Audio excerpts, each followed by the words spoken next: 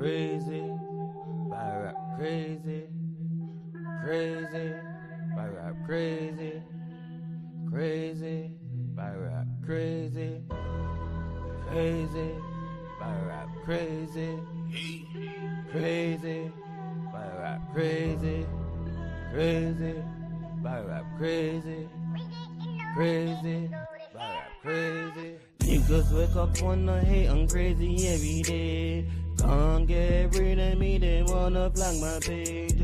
Why the fuck you on my day and get me fucking days? It's your biggest fan of me and grief of 5K. You know your biggest fan of me, you take time out to write to me. Niggas wanna sneak this but don't have the engine for me. You know you're scared of me, I know you don't wanna smoke with me. A lost person trying, they got killed by a nobody. You're crazy, crazy. It's about rap, crazy. Yeah. You know, ours are blood club, baby. You know, our gangsta loose in the street. No rock and roll, heavy metal records, squeezy on the pussy day. Time a month, wanna roll out of the pussy day. Send 6 out of the pirate on the pussy day. No one about up is saying, no record up. Never knock it, never clap it, where's the bully, make me chop him up. Feed it to the pig, let the pig go down him up. Stab it 30 times, and let feel it, don't enough. Even though him dead, me still want to take him up. Life was a test, so him key, I know him pass. No him friend, not for poor motherfucking class. Me and someone state, me can't build a fucking wall. No, your mother from one fucking last. Through your power up when you feel it can't dead. That's a third eye, not mean bullet in the head. Through your power up like a Harry Potter, you feel it can't dead. There's a zip on the bullet, that's a bullet in the head. No rock and roll, heavy metal records, kissy body pussy them. Time a month, wanna roll out of the pussy them. Sensitive body tie, no never pussy them. No never dopey, I no record dopey. They rock and roll, heavy metal records, kissy body pussy them. Time a month, wanna roll out of the pussy them. Sensitive body tie, no never pussy them. No never dopey tie, no record dopey them. Gone too loud, everybody can't hear it. You ever stop a nigga when it scream, that's the sweetest. Every time I stop a nigga for a knife, where I twist it, where I leave a crime scene, type of very evil. Stands to the back, hold the bad down hood, cut the tape from the shotgun like a comfort. With a shotgun blast, with a pair bands, with a shotgun blast, you know a picture. And damn to the back, hold the body down hood, from I can bleed, no, you can bleed too. God damn to the back, it's crazy, crazy, battle rap crazy. We are here once again, we are here reacting to the Ksoo trial, people. We are reacting to the Ksoo trial. I missed the butter part because they took, 45 minutes to start the show. I missed that part. But now we're going to see who they're bringing into the case. They're bringing a lady into it. So we don't know who this person is. I'm going to try and react to it. I'm not going back to work till Thursday, so I've got 3 more days of it. So let's go, people. We're waiting on them to bring in the next witness. But salute to everyone in the building. Smash that like button. Smash that like button. We are here. Remember, Summer Madness is in the UK. I got my ticket. That's the next live for later on. Summer Madness. I got my ticket.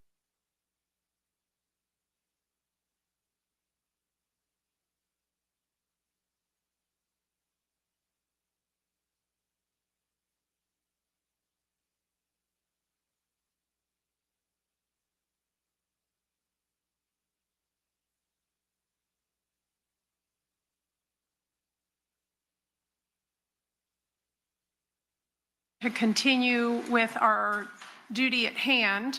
Before we begin, I, of course, am going to ask all of you whether or not during this weekend recess, any of you inadvertently perhaps may have seen, read, watched, or listened to any news stories that may have been printed or aired about this case. If so, please raise your hand. All right, and I see no hands raised. Did anyone during this weekend recess, or even as you arrived here this morning or left on Friday afternoon, approach you or attempt to speak to you or say anything to you about this case? If so, please raise your hand. All right, and for the record, I see no hands raised. Has anyone, friends, family, or otherwise, tried to share information with you about anything to do with this case, the issues in this case, or the people and places involved in this case? So please raise your hand. Okay. Bless you, ma'am. All right, and I see no hands raised. Okay. All right, ladies and gentlemen, then we are going So is everyone to from continue Jacksonville with in the this state's case? Because if you're from Jacksonville, then you gotta hear about the case. Corley, please.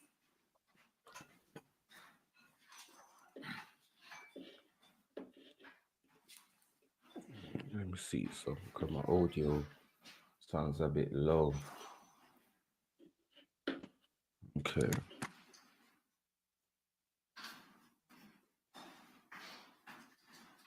Now that I use Monday Service, AI makes solving tickets We got Nitro in the building.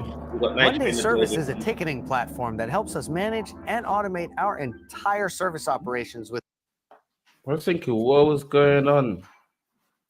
What was going on about that? All right, sir, if you'll come forward and be sworn. Oh, I see the ads.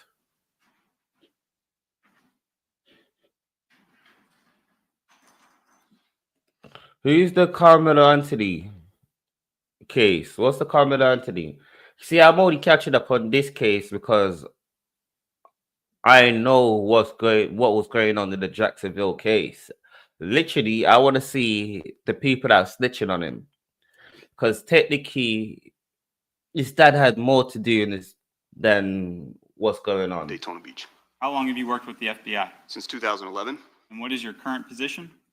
Current position is I am assigned to the counterintelligence squad. I don't care what's popular right now. I watch what I want to watch. Explain to the jury, what is CAST? So CAST is a group of about 80 to Because I don't know who Anthony, where his name is, and who receive advanced training and cellular analysis and location information. We have three primary functions. We respond to situations that involve locating individuals in real time, so tracking fugitives, looking for missing children, victims who have been kidnapped. So we use this information we're going to talk about today in real time to locate people. I've located fugitives, I've located missing children, and I've located the bodies of victims using this information. So I think he's talking about tracking their phones. And other federal partners in this same area. And we do what I'm doing here today. Because before they were saying Ksoo's in the red, only violent people show up in red. People gonna see that as him being violent, so they want to change the color. No. There's other people in other colors. There's more than red. So U.S. Air Force. And did your background in the military use this type? Yeah, send me that video because I don't know nothing about that case. So we used similar technology to track cargo equipment moving in and out of Afghanistan. I also worked on some projects where we used RFID to find. I don't even know who Carmelo is. Warehouses. Do you have any specialized training in your field specifically related to historical mobile device location analysis? I do, yes, sir. Can you explain that to the jury? So I'm CAST certified. The certification process for CAST requires us to go through several iterations of training. At this point, I've received about 400 hours of training in cellular analysis. It starts with a basic course where we learn the basics of records I'm going to explain today. We go through an advanced course, which is the Carmelo Anthony that guy that was at Aiden Rush show and he almost got robbed? To see if we can come up with the same solutions that other CAST agents have come up with in real world scenarios.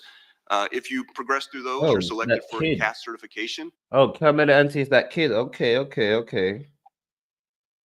I see, babe, when I type in Carmelo Anthony, I see boxers, NBA players came up. Oh, it's that kid. Okay. When I type in Carmelo Anthony, I see NBA players came up. I'm thinking, what? Okay. Maintain and pull these records. that we're going to talk about today, and they bring in their engineers that set up their networks to tell us how and why they set up their networks that way. And then there's some additional training on software mapping, court testimony, a thing we call a drive test where we use equipment to measure the footprint of cell towers. And then once you complete all that, you're certified. We also are required to attend an annual recertification where they bring in those same providers to provide any updates to their records, allow us to ask questions. Yeah, I know that case, but I didn't even know that it started. Emerging technologies such as 5G would be a big one right now that's going on. And we also get training from other companies like Apple, Google, Facebook, Meta. We recently had training from Starlink, which is now, your phone's connecting to satellites. So they bring in all kinds of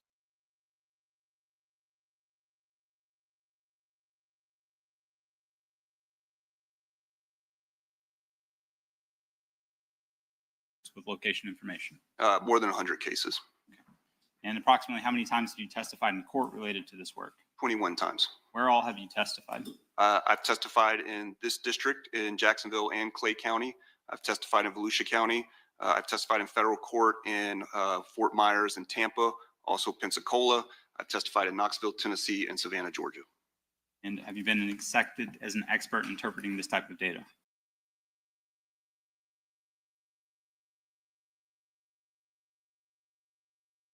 Okay, any additional questioning from Defendant Whitaker? No. And from Defendant Robinson? No, Your Honor. All right, you may proceed. In this case, did you create a report with visual?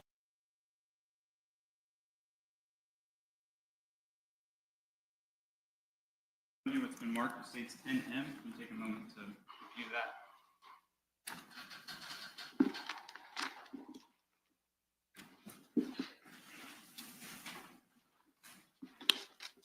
Do you recognize the contents of that binder?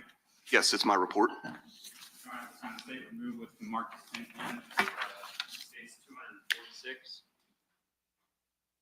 All right. On behalf of Defendant Whitaker? Just subject to the prior objection.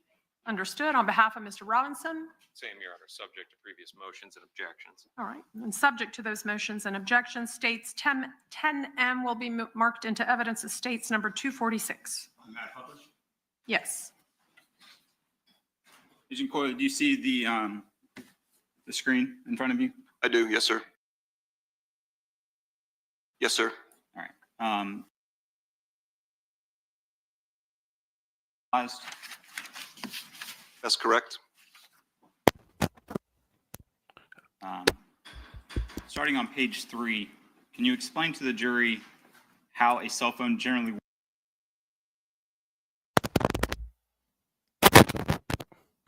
I don't know why my mic keep cutting out. So they move information and data from those towers to either over the internet, other landlines, or directly to towers. In order for your cell phone to communicate with the tower, it uses radio frequency. Your cell phone, when on, is constantly scanning its environment to try to figure out what tower it wants to connect to. So it's going to decide, the cell phone itself will decide what tower it thinks has the best signal for use. And once it makes that selection, it continues that. And when a call comes in, listen, the best banner phone ever, yeah?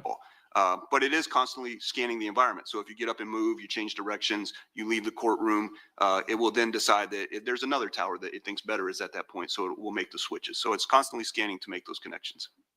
And once the phone selects a tower and a connection is made, like a phone call, are reports generated by the?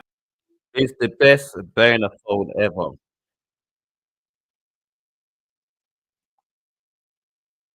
This is the best burner phone ever, people. That's if you need a burner phone, get that, please. 3310. 3310. The best burner phone ever.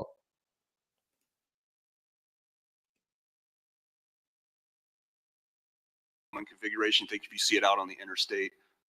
Because there's no point having a burner phone and it's still a freaking iPhone. Bitch, they can still track you. Don't have a burner phone that is one of these big tech phones. Bitch, they can still track you, bitch. Case when city get one of them old phones. So it's a bunch of different configurations, and those cell phone towers are then split into sectors.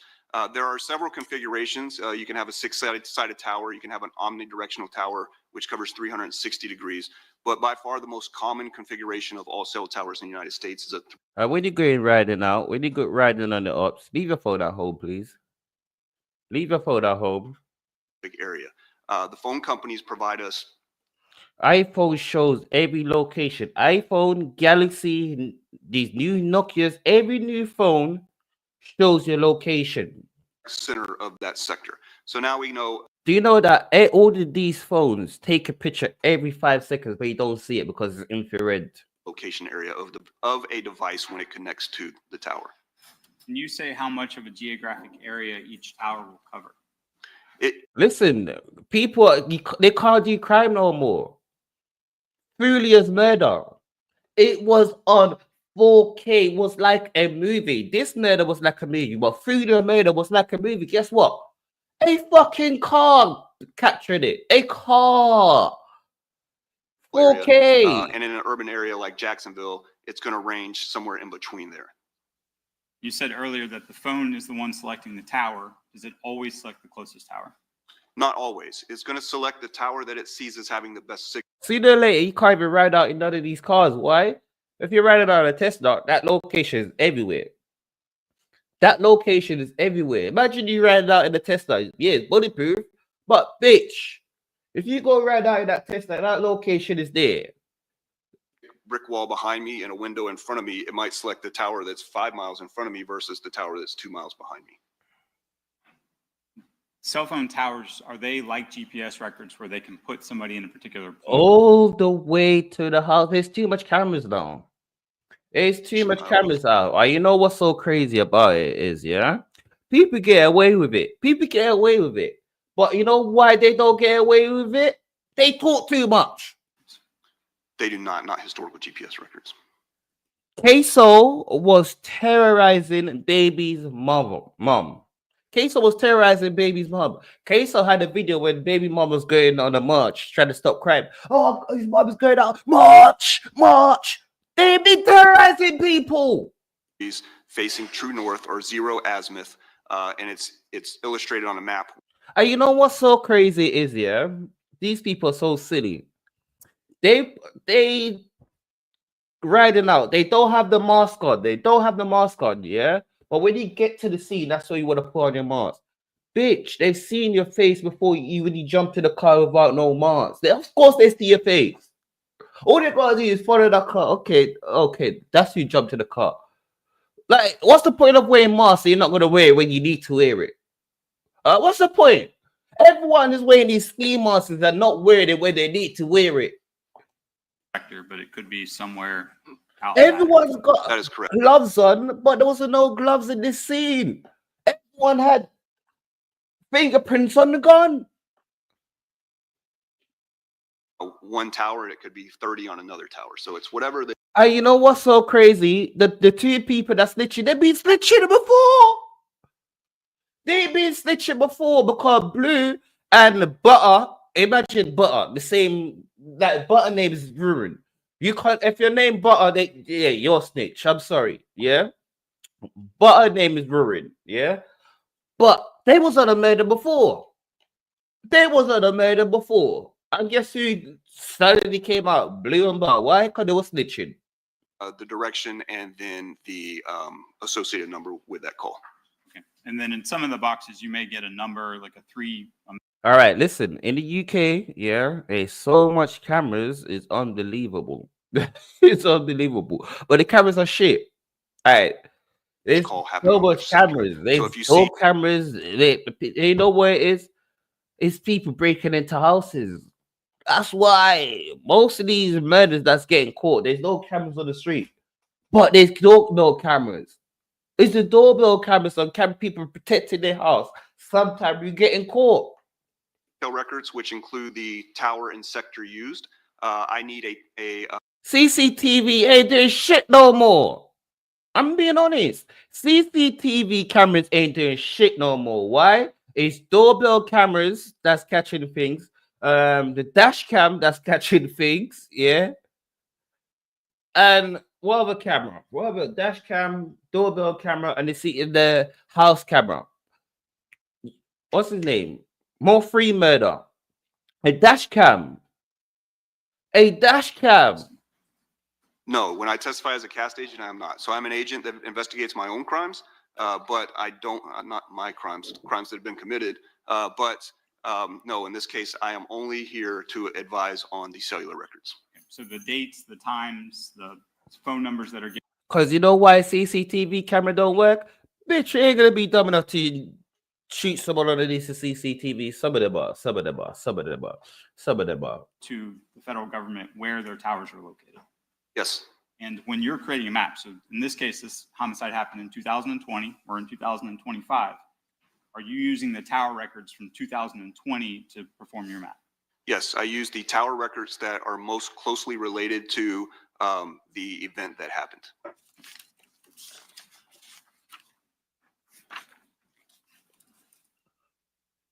Going to slide 7.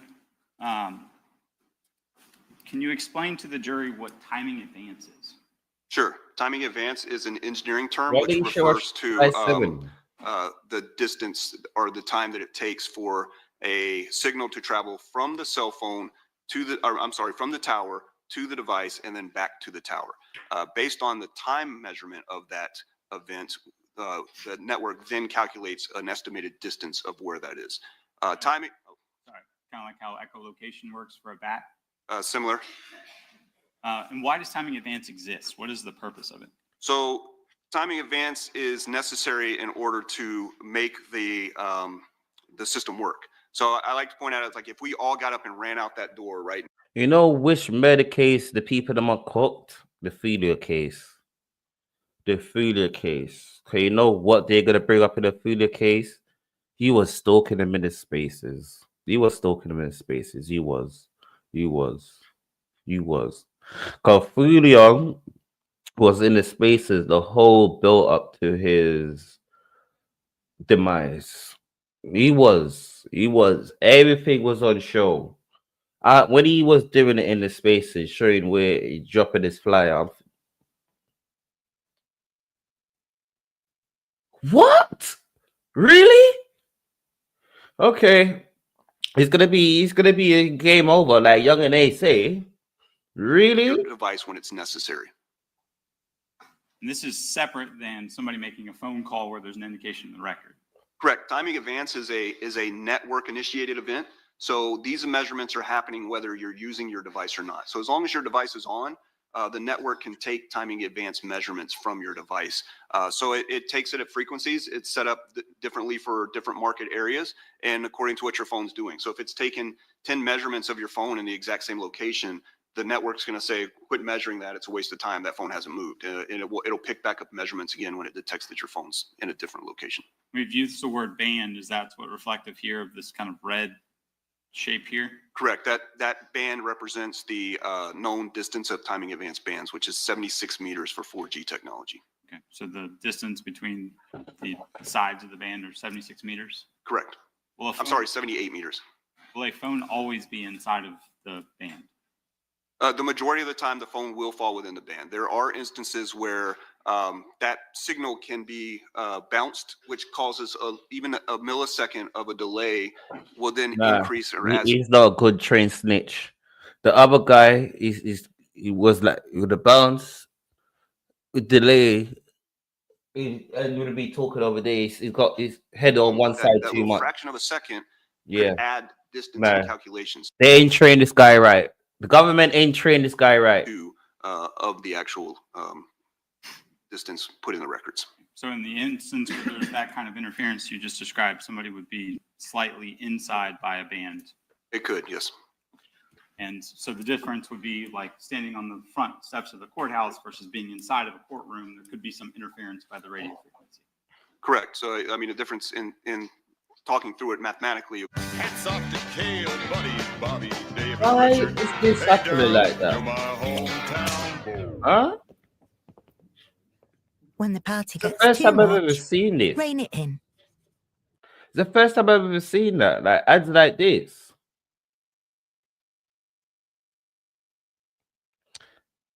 I know YouTube has upgraded itself, mandated by but law. That's fine. So the carriers provide them if they. I don't know, people. I ain't got ads on my channel, so I don't know how it works. Not at that time, no. Hopefully, is it? Let me see. Hopefully next week. Hopefully, fingers crossed. Next week, I get to find out if I could get ads on my Just for a channel. moment, and Fingers show crossed. you some phone records.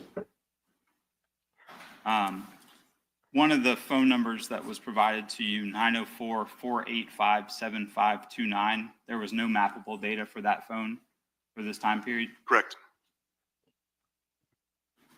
And again, you don't know which record is associated to what person. I do not.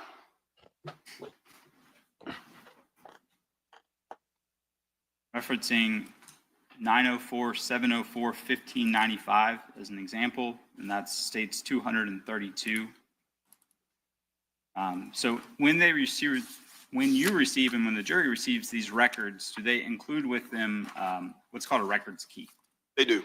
And I'm showing you the records key here. Can you explain to the jury what the record key is? So it's just an explanation of what each column in the record does. So if you're not familiar with it, you can use this key to kind of go, it gives you a little explanation of what each column is providing. At least show us what key you're talking about. So I want to highlight, it says UTC. Can you explain to the jury what UTC is? Yes, so UTC stands for Universal Time Coordinated, but what it references is a set time that all other time. This is just a fancy way of saying battery tracked your phone and using the location. That's all they're trying to say. We tracked your phone, now you was in the location where the murder happened. -4 hours during daylight savings time, -5 hours during non-daylight savings time or standard time. So it would be UTC -5. All of these, UCC -5. Let's just say, yeah, he was in a location where the murder happened. We tracked his phone by the satellites and the phone, whether what do they call it? The 5G, whether it is in the location. His phone was pinning off the what you coming up with these fancy words for? 4 a.m. It would be 11 p.m. the day before. So if the record was the 27th of July at 4 a.m., the actual event would have happened the 26th of July at 11 p.m. Most of the records that you received are in universal time code or coordinated? T-Mobile, AT&T, yes. Verizon and Sprint, they're all different varying things. But nowadays, most are all going towards UTC, but T-Mobile and AT&T were. And Sprint at that time was using local time. Sprint at that time was using local time for some call records and central time for other call records. And the records key would reflect which one that is. Yeah, in this case, it was local time. I want to give the jury an example of what you're looking at. I'm referencing what's called report AU or the 704-1595 number. Okay. So can you explain just briefly what the columns are that you're looking at? And first of all, what is this page reflective of? This page is the voice records, or the records for voice calls over AT&T's network. And explain to the jury just briefly what are the different columns and what's important to you for mapping purposes. Yeah, so item 1 is just a number in the row in the record. So here there's 12 records, so 1 through 12. You have the connection date, which is important, and the connection time in UTC. You have the estimated time of the call, which is 16 seconds on the first one, the number that started the call and the number that it was calling. And then in this instance, AT&T and T-Mobile, they also provide some information specific to the device being used, and then the type of call it was. So an MT is mobile terminating, MO is mobile outgoing. So that kind of gives you some information on that. You know that it was an incoming call. If it's mobile terminating, it terminated to that line. If it's outgoing, it outgoing from that line. And then the cell location provides the tower, and then the geographic location or the GPS location for that tower, and then the azimuth. But again, we don't use the records. We don't use the tower information in the records organically. We pull the tower list and then match up the records with that tower list. For an example where it's item 4 and where it says, see, told you, it's just a fancy way to say they used a friggin' tower to match up and say, yeah, you was in the scene. Like, all of this has been what? At least 10, 15 minutes. Oh, fancy words. you said that these are the phone call records, do you get records as it relates to FaceTime or Instagram or FaceTime or Facebook calls? No. So any kind of mobile streaming service or streaming calls like that would occur as a data session. So it would be reflected in the records as a data session. And when we're reflecting data sessions necessarily match up exactly with, like, say, for instance, a FaceTime call. No, it could be. Imagine being able to build anything. Okay, so they can't really track FaceTime. 44. Cool. Or a data session. So if you have a 60-minute data session, I can't tell you what time you started using your ESPN app, and then what time you made a Facebook call, and then what time you got on the Google and searched for something. So it's all within that same data session. We said so FaceTime calls are not going to be reflected in the call log. Okay. No. And then what about like iMessages? iMessages, iPhone to iPhone, which makes it an actual iMessage. It would be a data session also, so it'd be reflected in data sessions. Okay. If you went iPhone to Google, it would not actually be an iMessage, even though it's coming from an iPhone. It has to be, both people have to be have iMessage enabled for it to be an actual message. So if both are enabled and it's going back and forth over Apple phones, it's going to be a data session. If it's mixing Apple and Google, then it would likely show up in the records as an SMS. This is why I love an Apple phone. So basically, what he's trying to say is, if you FaceTime someone while you're doing that, it's harder for them to track than a phone call. It's happening during the data sessions. So let's look at like, even if the Apple, text to people with an Apple, it's harder for them to track to see when that message was sent and where that message was sent. For the 904-704-1595 number. Yes. And this set of records we can see comes from AT&T, where there's in 2020 where there's some companies that you could or could not act data. There were companies that we chose. But it did say Ksoo made a FaceTime call. Her phone up to say, yo, I call one of your brothers slipping, he's gonna go. AT&T. Again, it's not mandated by law that they have to provide these records, so they do with them what they want.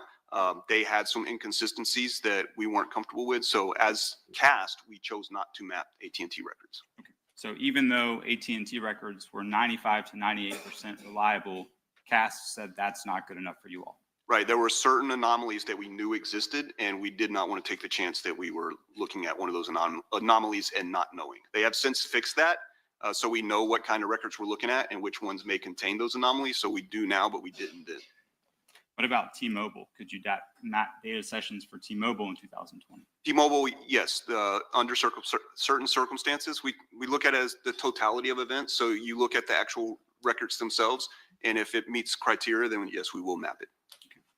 Just to give an example of some of the columns. So say, for instance, column or line 25 here. So we have 10:08, but that's UTC, so that's 5:08 a.m., right? And then we have the phone number, and then it tells us there's data going up and that there's data going down. So uploading, downloading things. Correct.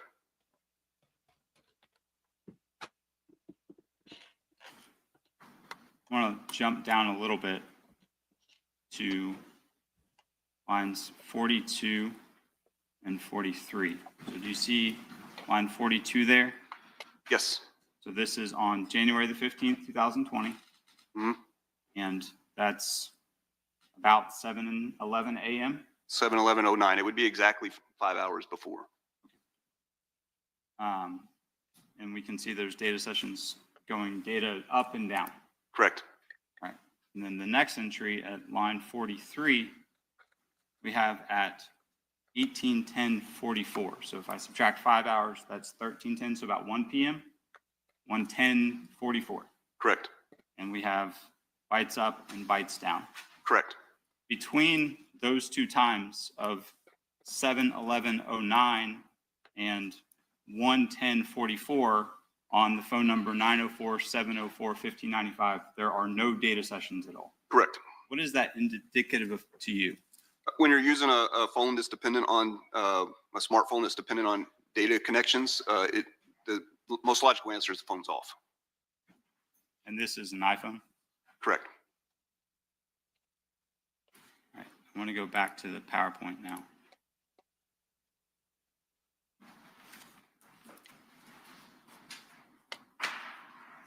showing you page 8. Can you explain to the jury what page 8 is? Sure. This is a geographical representation of what areas were provided to me or locations of interest, and then the actual coverage for T-Mobile, AT&T, and Sprint. T-Mobile's the green, AT&T's the blue, Sprint's the black. This is the actual tower footprint for the Jacksonville area in 2020.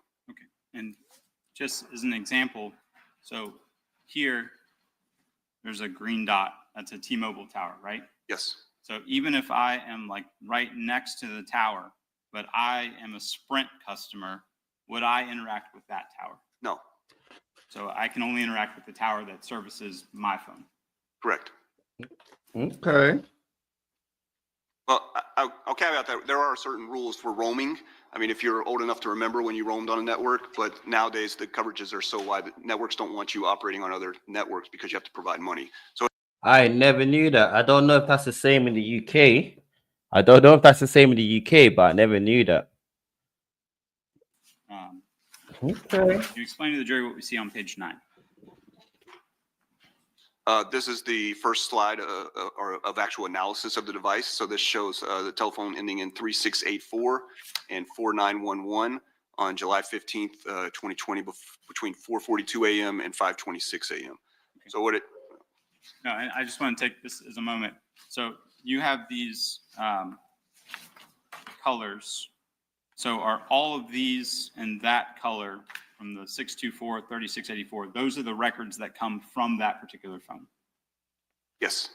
And then same here with the 702, because we can see, for instance, at 501.28 and 502.20, or sorry, 501.22, I'm drawing all over this. These two phones are interacting with each other, but these are the records coming from their respective phone providers. Correct. So in this instance, the call at 501.22 a.m. is an outgoing call from 3684, which is located up near the green icon, and it's going into the phone number or the device using 4911, who's located on the green tower near the blue icon. Okay. So the phone with the 3684 number is up here, and then it is going to move down here by the time of this call at 5:26. That's correct. I really need to stop doing this live because this is kind of... States 10, or sorry, slide. Yeah, but you see, the thing is, I never knew that different...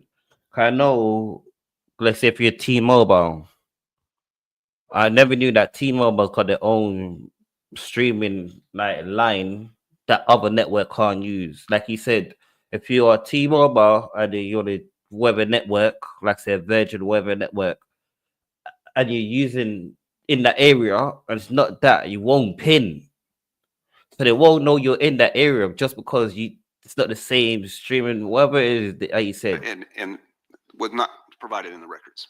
For the kind of silvery Sorry. color 305, 321, 096, there's not a sector, but you've got like a circle.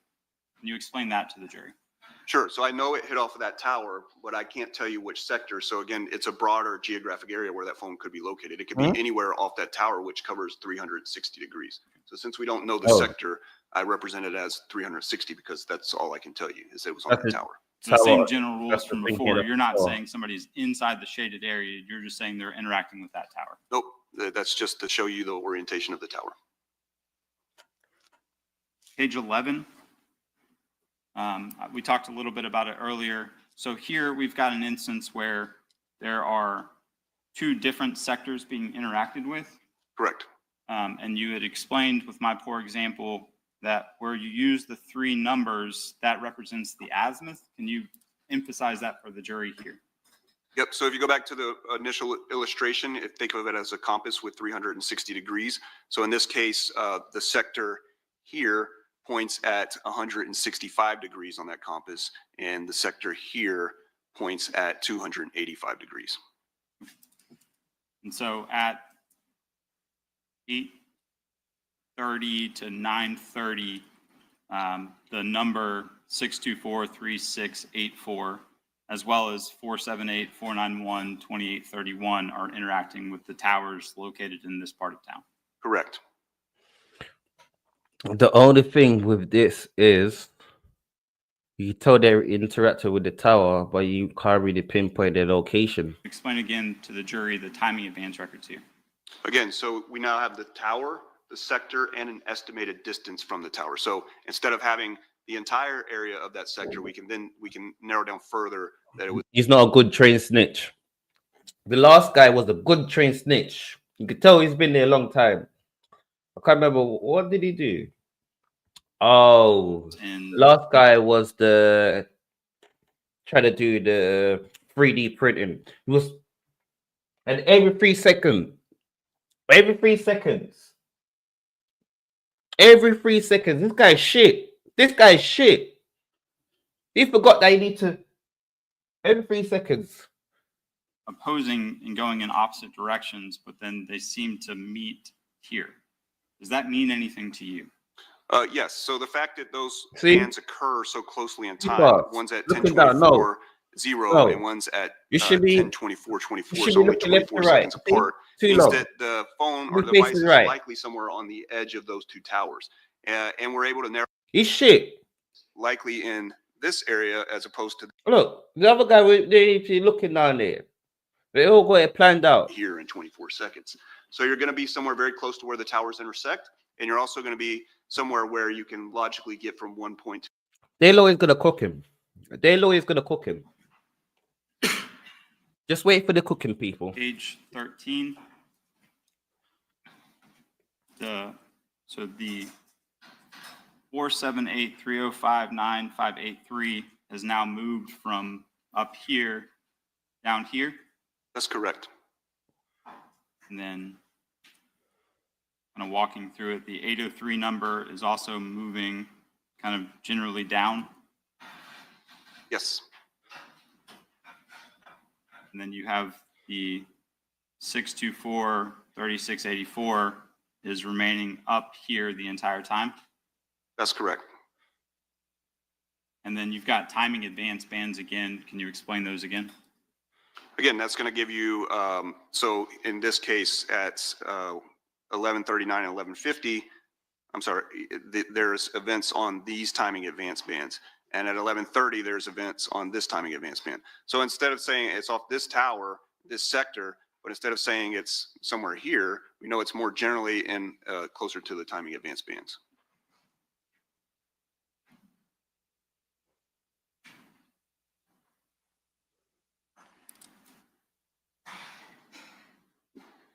And you've got in these call out boxes where these devices are and who the phone calls are between. So this is at 11:39 a.m. 803-3671 has an incoming call from 624-3684. So that 3684 number is kind of up here. The 3681 is down here receiving a call. Is that what the map shows? That's correct. Page 14, we now have the 866-2370 number introduced. What is the general pattern of that phone? So it shows you that at 11:40, the device was located using. Oh. All right. Does the jury knows whose number this is that they're talking about? Because I want to hear bare numbers and you don't say which client it is. Slide 15. You've got a lot of things going on.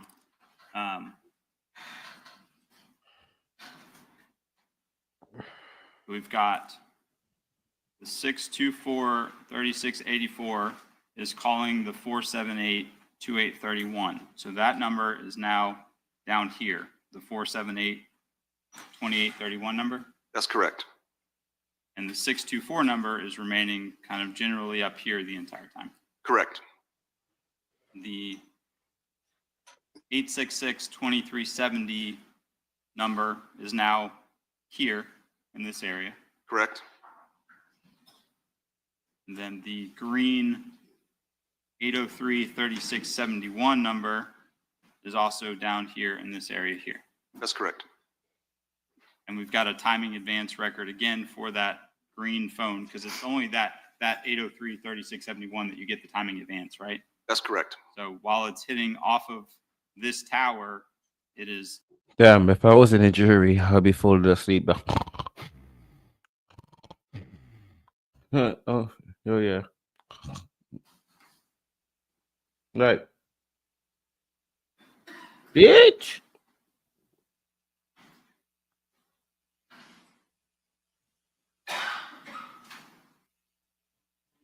Okay, look like this One Piece chapter is going to be a good chapter. moving to slide 16.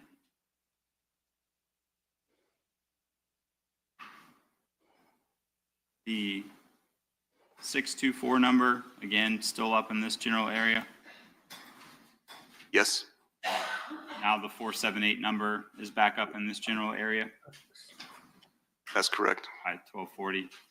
The red 478-305-9583 is now up here. It was down here, and so it's moved back up here.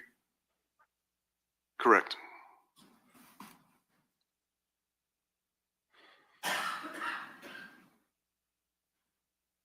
Now we're at 2:15 in the afternoon.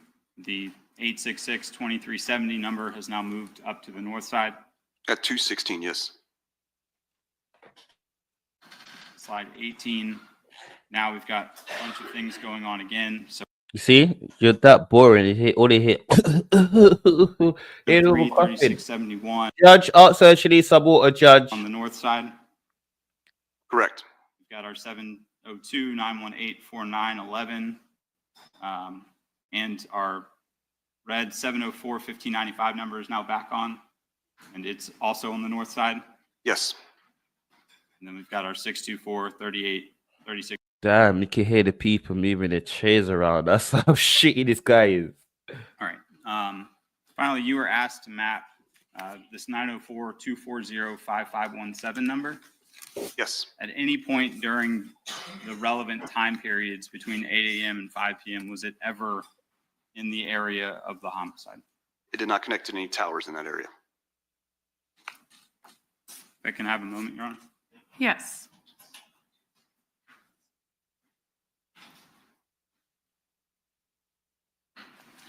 Thank you, Agent. I don't have any other questions. Thank you. All right, thank you. Cross-exam from Mr. Whitaker.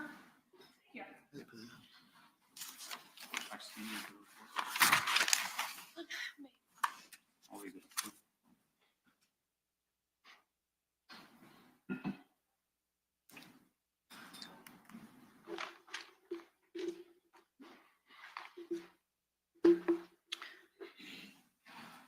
May it please the court.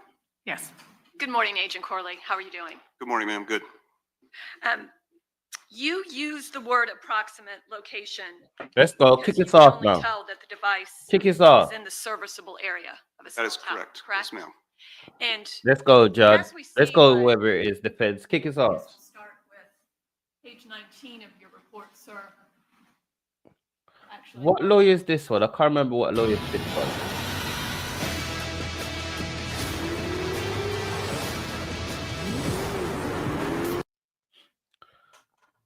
Kick his ass. Have him stumble up now. 'Cause what he's saying, yeah, you can't pinpoint my client there. what you're trying to reflect, correct, sir? Well, that's what the records say. I'm not trying to reflect. It's how- It is the tower, yes, ma'am. Now, And a sector. on this Yeah, yeah. See, getting flustered already. Just start asking questions. Yeah, kick his ass. You might look at that and say, oh, well, these phones must have all been together. But the records can't tell you that, can they? They cannot. Oh, see? In fact, they could be up to 2 miles from one another. Yeah. I would say that's fair. It could be, yes. Kick his Especially ass. because in this particular part of You haven't Jacksonville, said this is that kind of on the before. north side of Jacksonville, sir. Yes. This is a little bit more of a rural area, correct? Towers do appear to be further apart, so the coverage area would be wider. Kick his ass. Jurors to have this mistaken belief that They can't get angry. You can't get red. all of these phones must be together. And that's your first one asking a question. And showing that all these phones were using the towers that they connected to. They connected to the same towers. But I cannot tell you exactly where they were within the tower coverage area. I can just tell you that they were in that area of the tower. And again, in Jacksonville, and it's an estimate, but in Jacksonville, it's roughly 1.52 mile radius, correct? I would say that's a fair average. Okay. So you can't put my client in that area. See? All that fancy word, boring the crowd, boring everyone. If you're boring me, I was falling asleep there. Either, is it, sir? You ain't put my client in that area.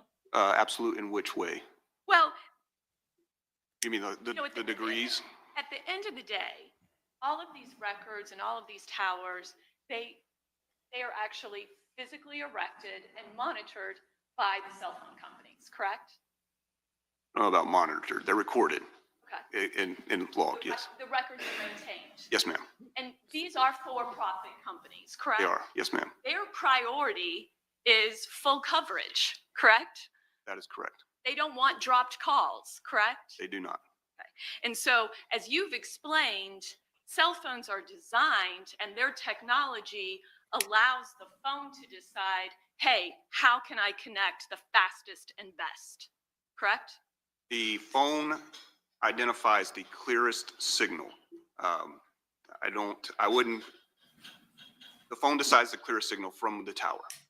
So you're wherever getting, that particular phone you is. stumble on up already. any You stumbling particular already. moment, correct? That's correct.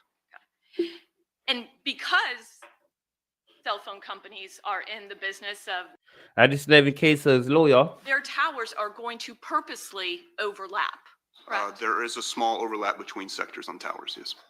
And so that's what I mean by it's not an absolute exact, because there is overlap between towers, correct? There is overlap, but on the same logic that you're speaking, the company doesn't want you to have dropped calls. It doesn't want you to have interfered calls. So if there's too much overlap, it has a negative effect on your service. So there is enough overlap so that a call doesn't drop, but they're not overlapping and going over each other, because then there would be too much interference with your calls and you wouldn't have a good user experience. So there is a small portion of each tower where it would oversix. I think if you were to put a number, it would be somewhere like 70 to 75% out from a tower is when the towers start overlapping to provide that coverage so that you don't drop calls. And to your point, I think what you're trying to say, I don't want to be confusing. All right, see? When you know you try to make up something on the fly, you gotta explain it again. Yep. See, still talking. She got him. You already know you gotta explain it over again. She got him. I think that's what you were asking. Sure. And so you can't say whether a particular phone is 100 feet from the tower or 1 mile from the tower, with the exception of the time in advance. That is correct. And there was only one, did you tell us there was one or two of the phone records provided that did provide that time in advance information? Well, at the time, two carriers provided it, Sprint and Verizon. There were no Verizon phones. So that there was only one phone in this analysis that had timing advance. And which phone was that? The phone ending in 3671. Okay. And the full phone number for that is 904-803-3671? Yes, ma'am. Okay. And was that through Sprint? That was through Sprint. Yes, ma'am. And during this time period of 2019, did he bring up a T-Mobile as well? being bought out by T-Mobile. She got him. So the merger talks were ongoing, but Sprint and T-Mobile were still separate companies. And wasn't Sprint suffering kind of from some defect in terms of the information they were providing? I wouldn't say a defect. There was some records. In this case, we saw one with the sector missing, where a certain piece of information wouldn't be populated. So the information that was populated wasn't wrong, but sometimes data was missing. She got him. In general, as an opinion from CAST, it seemed like Sprint was waiting for this merger to happen, and they weren't focused on 4G. They were hoping they would get bought out before the 4G conversion. They did not, so they kind of scrambled to catch up with 4G, and sometimes their records reflected that. So if it's shown, it's not inaccurate or defective, but there were instances where some data fields weren't populated. And obviously, your analysis is dependent on the accuracy of these records, correct? Yes. And come on, she's kicking his ass. Like, she just started with him. He's getting interested. You also spoke the first friggin' 45 minutes of this. Yes. Correct. Oh, that's also compiled by the network company. Bullshit. Correct. They are. Okay. And they publish those periodically because they do change. Yes, networks change. So if you want to increase your coverage or you are having trouble, then they will add towers. They will take down towers. They'll add different technologies to cover different things, data sessions.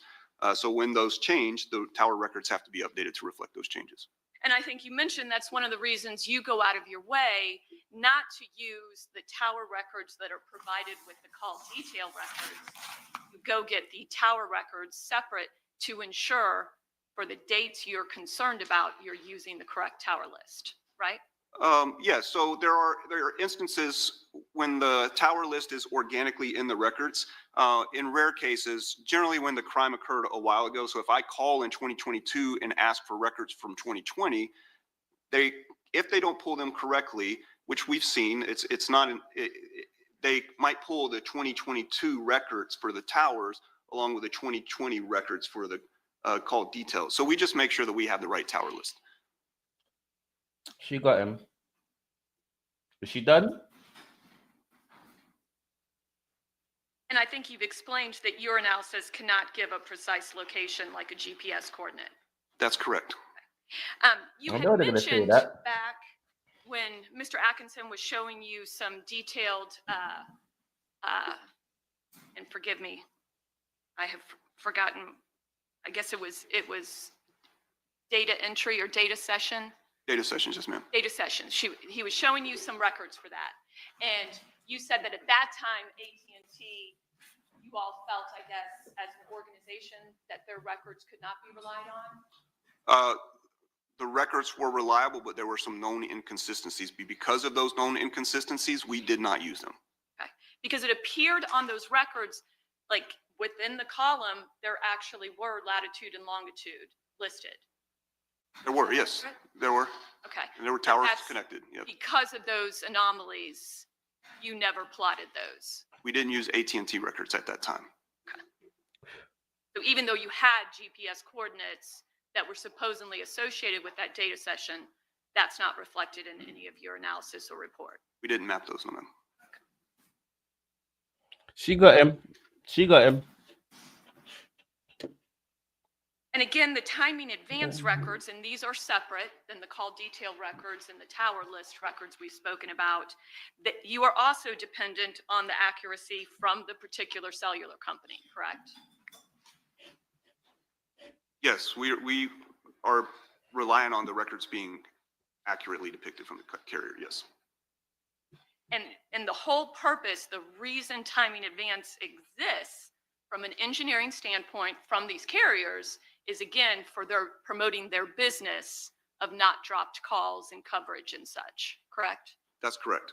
It certainly wasn't created for any kind of police or law enforcement or forensic work, correct? No, but it is, timing advanced is a core function.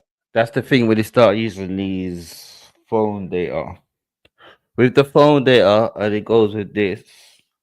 In America phone data seem a lot different. It doesn't put them in the same area, because what she said before, if you're on a certain phone, the other network won't allow them to use their wherever they're streaming, whether it is there. So they have to go find somewhere else. This is why when they're on certain network and they go certain place, the reception is bad. Now I see why. Provided in this particular case, When you're on certain network and you go certain places, reception is bad. Now I see why. They don't have no network there. They don't have no one of them stand that they're streaming, wherever it is. FBI caseload in your official position with the FBI, correct? I do. Okay, as well as this is just additional work, your cast work, correct? Not just additional work, it's important work, but yes, I do this in addition to my primary job. And absolutely no disrespect meant. What I'm really getting at, though, is you've received specialized training to provide this service, correct? I have, yes, ma'am. And part of that training actually involved teaching you how to testify, correct? That's correct, yes, ma'am. Told That you. was kind of a specific component. His training and teaching how to testify wasn't doing great, because I know they trained every single one of them. His training is shit.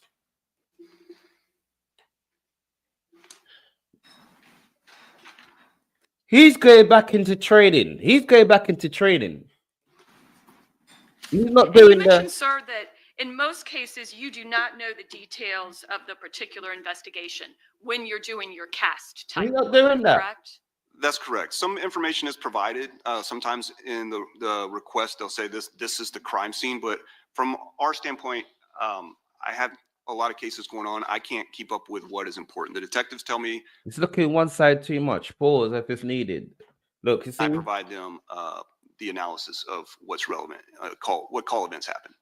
His training's not working. Particular case where you provided more details. I may have been. I'm not sure. I know at some point I did have some files that had names on them.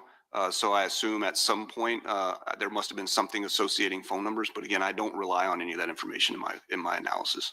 Thank you. I have nothing further, sir. Okay. All right, thank you. Cross-exam for Mr. Robinson. Yes, Your Honor. Okay.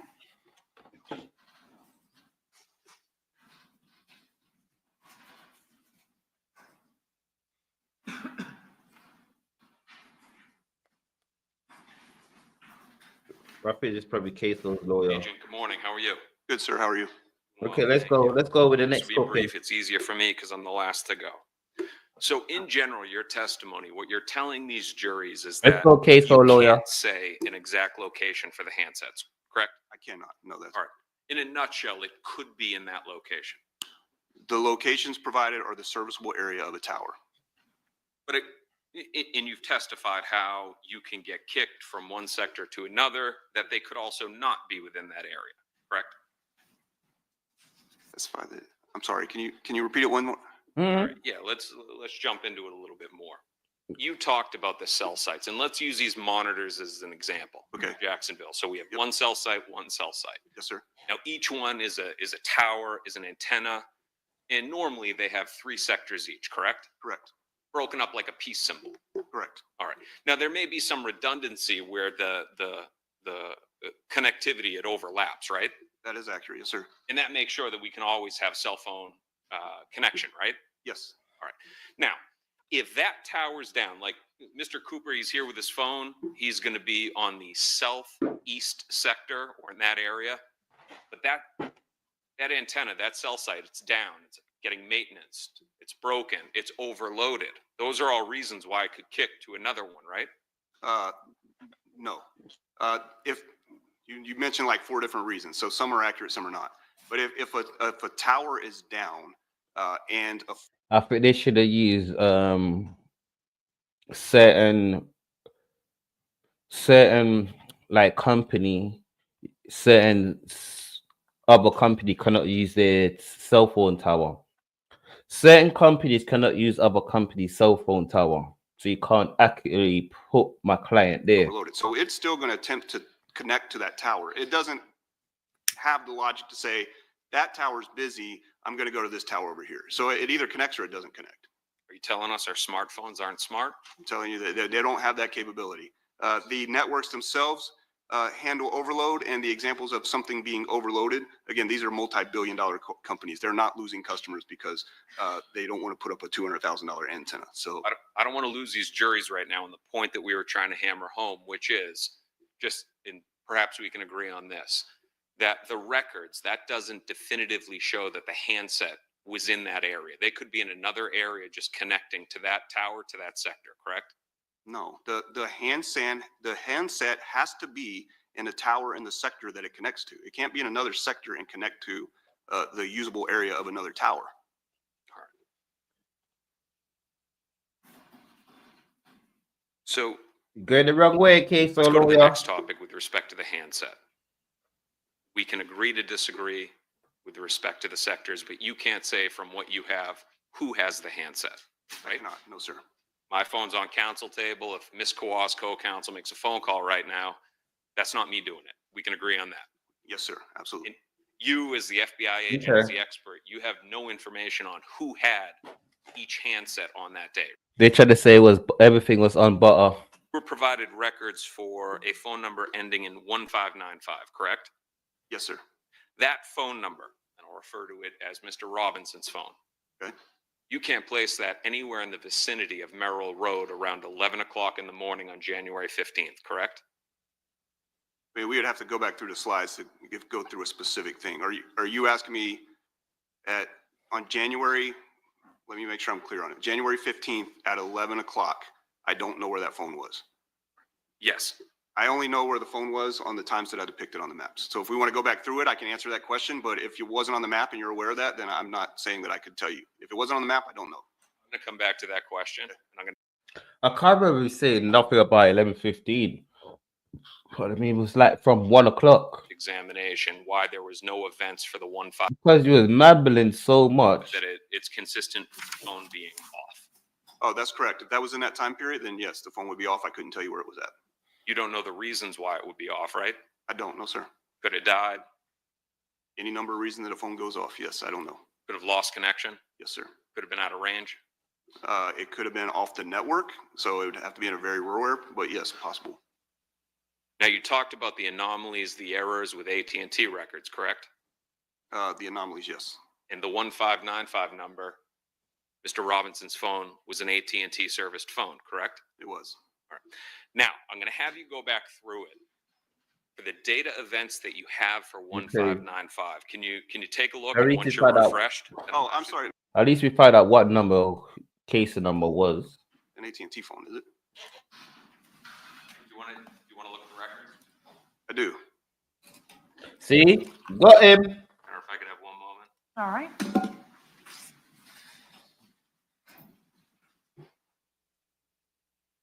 Show the government if I can approach the agent. Yes.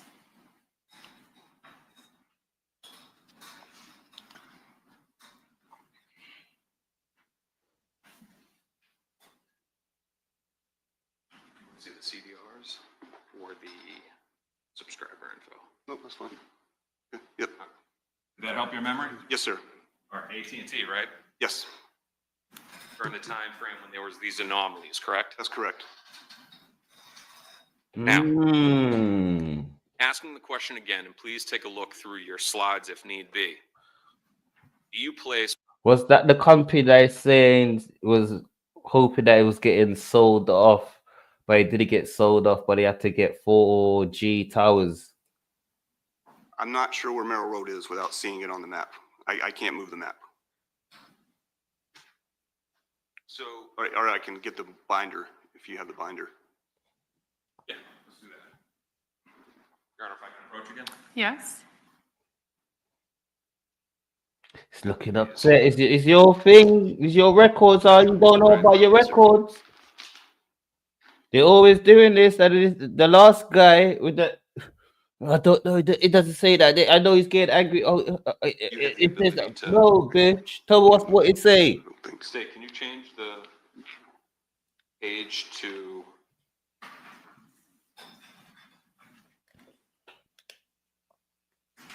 page 8? Oh, that one's good. Actually, let's do page 8. Page 8, please. This one.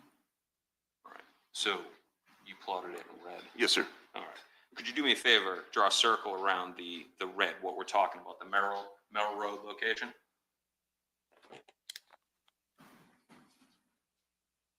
You following, Agent? Yeah. Yes, sir. Sorry. You can actually draw on that screen. Oh, I'm sorry. You're asking me. I'm sorry. Yes. Draw a circle around it. All right. You were given call detail records for my client's phone, 1595. Correct. Do you place it in that area anytime during the morning of January 15th? I have to see the records. I have to see the maps. Your maps? My maps. Yes, sir. So don't you have your maps? No, totally understand. Please take a look at it. You should have your maps. So you're asking, is the number ending in 1595 in the area of Merrill Avenue? He's at getting what time, cooked. Anytime during the morning of January 15th, 2020. Getting cooked.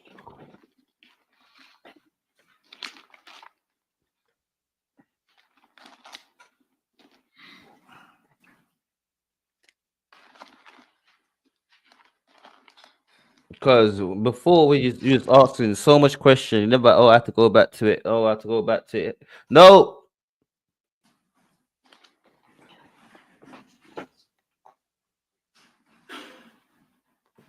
No.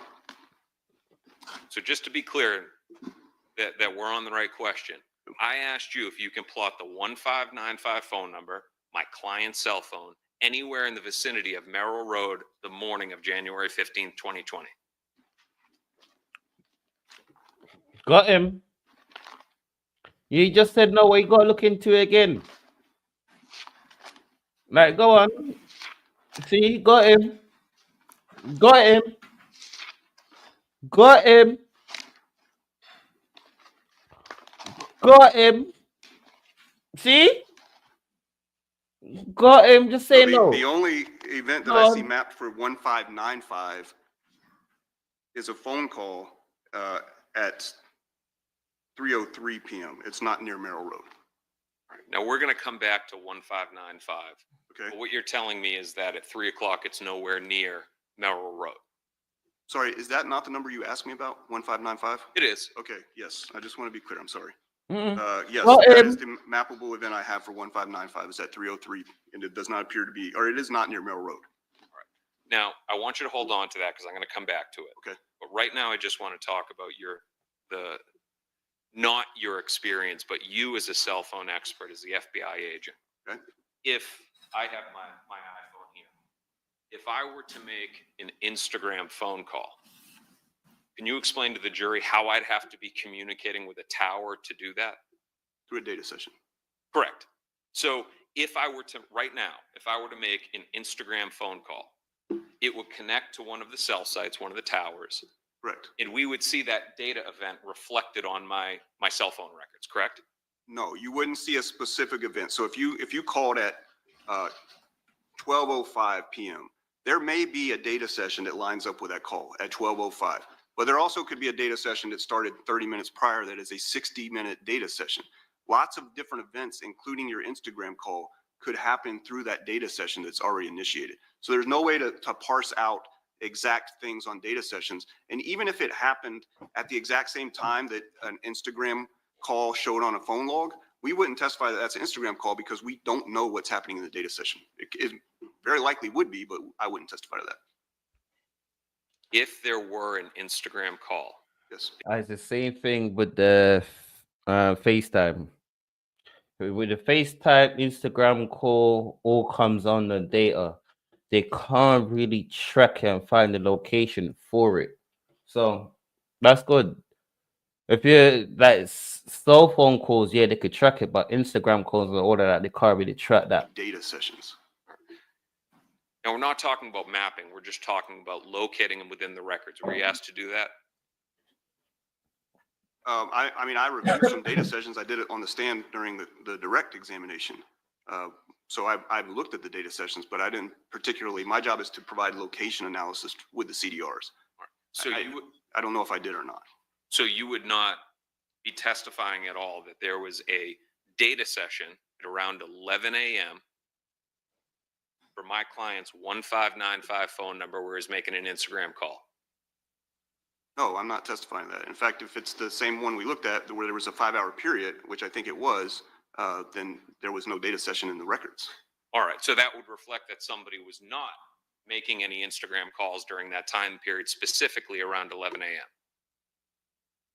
There would be no data. No, there's no data sessions. What about the 9583 number? 478-305-9583. You plotted that, correct? I did. In your review of those That's records, gotta be Butter's number. the call detail records are a very small period of time, correct? You mean that I mapped? That you were provided. Yes, sir. Was there any indication in there, the records that you received, all the stuff that you received from the state, Gotta be Butter's number. the FBI expert, to say who that number belongs to? No, again, I don't try to place phones in people's hands. You have no testimony for this jury that that phone, the 478-305-9583, that phone in any way connects to my client, Mr. Robinson, correct? I don't know who the user of that phone was, no, sir. But there's nothing within there, sort of like if you were to review my call detail records and you see phone calls with Miss Kawas, phone calls with father to coast, mother to coast, you'd be able to come to a determination it's consistent with it being Chris DeCoast's phone, right? If I had all the records and then I subpoenaed all the rest of the subscribers on there and then I analyzed all of those things, I maybe could infer through logic. Just that say yes. I saw a call to your mom, a call to your brother, a call to... Stop it, because you say you evidence shit. Now you try to say you evidence don't know who. No, stop it. Not do that in this case. You're confined by what the government gives you. Well, again, I'm not worried about who has the phones. My job is to say where the phones were and what the call detail records say. If there's subscriber information in there, then that could indicate that it belongs to somebody. But if not, I don't make an attempt to try to identify who the phone belongs to.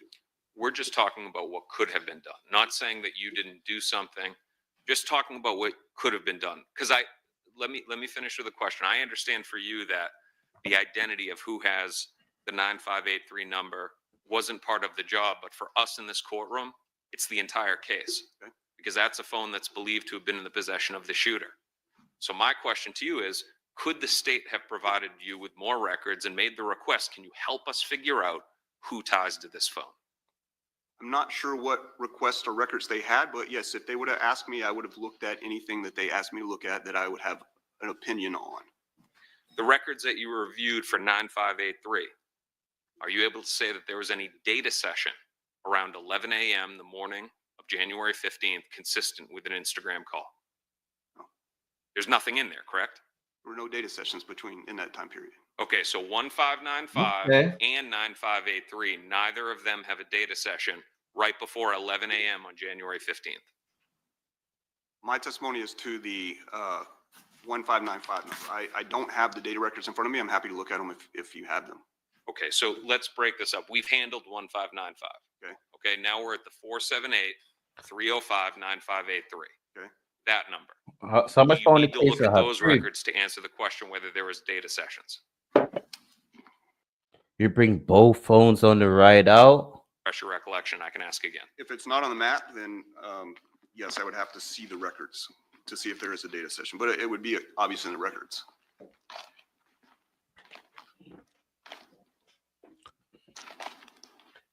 I need to get a new mixer.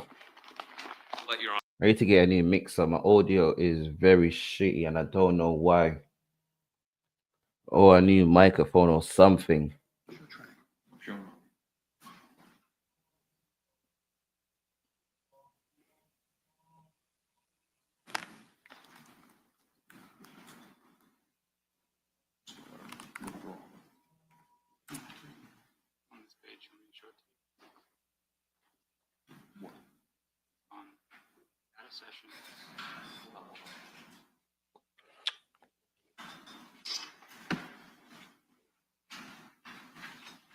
Right, what's happening? You forgot what you meant to do. When they bringing our case out that? That's what I want to see.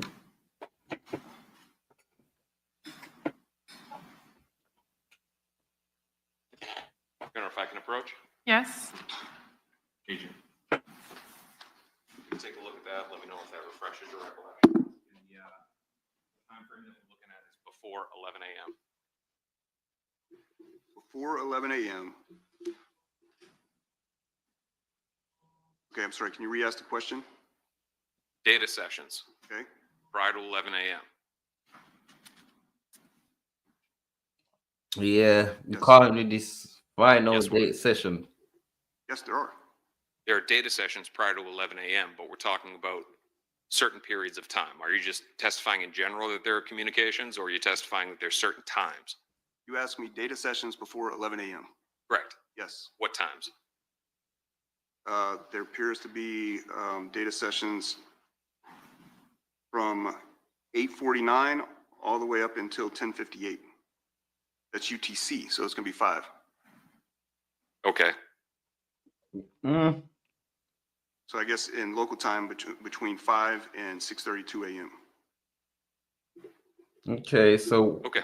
I can approach. where's the location you're gonna put that? Oh, is this scroll? Sorry.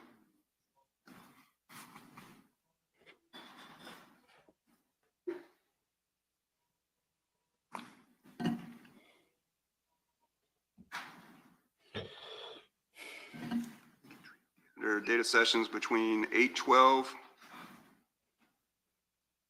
For the jury, are you testifying to UTC, or are you testifying to the Eastern converted? time. I'm converting in my head, I'm sorry. It was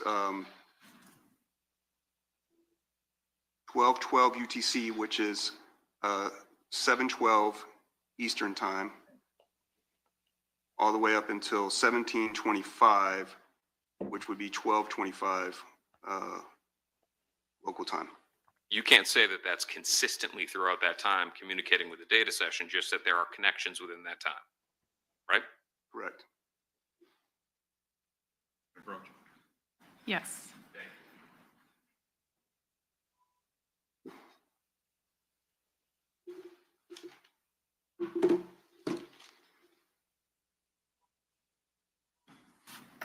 No, Agent, with respect to 1595 and 9583, and now we're talking about plotting. All right, and let me know if you need to take a look at the records again. 9583 number, the records that you were just looking at, you can plot that in the general area of Merrill Road up until about 12:45 Eastern Standard Time. I'm sorry, the 9583 number is what we're talking about now? Yes. You try to confuse them with the numbers. 9583, it is in the general area of Merrill Road at 10:17 a.m. Agent, we're just talking about 12:45. If you need to take a look at the records. You try to put it right at the time of the crime.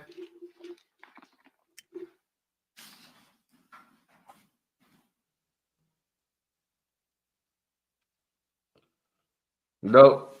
Can't find it. Instead of looking at the records, do you not remember if there was an event at around 12:45 and that you'd be able to place it? Would it refresh your recollection and take a look at the records? Sure.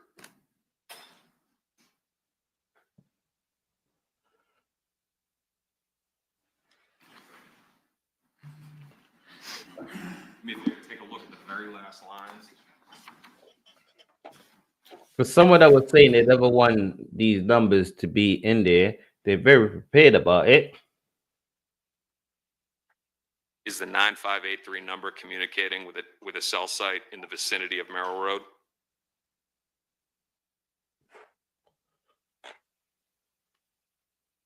Doesn't match. Looks like. Okay, I want to clarify. Are you asking me about the point that I have drawn on here, which is 701 Merrill Road, or Merrill Road in general? I'm not asking you. Focus on the computer. Yes, I'm not asking you in the vicinity of Merrill Road. Okay, so 12:45 Eastern Standard Time, 9583, the shooter's phone, is in the area of Merrill Road. 12:40 p.m. It is near Merrill Road, yes. A little bit later than 12:40 p.m. Can you give the exact time? 12:48. Okay. Now, you know when you're all set. I'm all set. All right, 1595. Do you have any locations in and around 1248 for the 1595? No, I'm sir. not buying this orange drink again.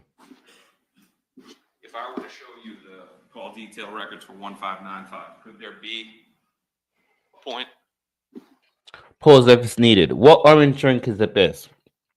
One with bits and one without bits. What orange drink is the best? Well, yes. So to save the suspense, there's an event at right after 1 o'clock for 1595. Okay. Did you plot that?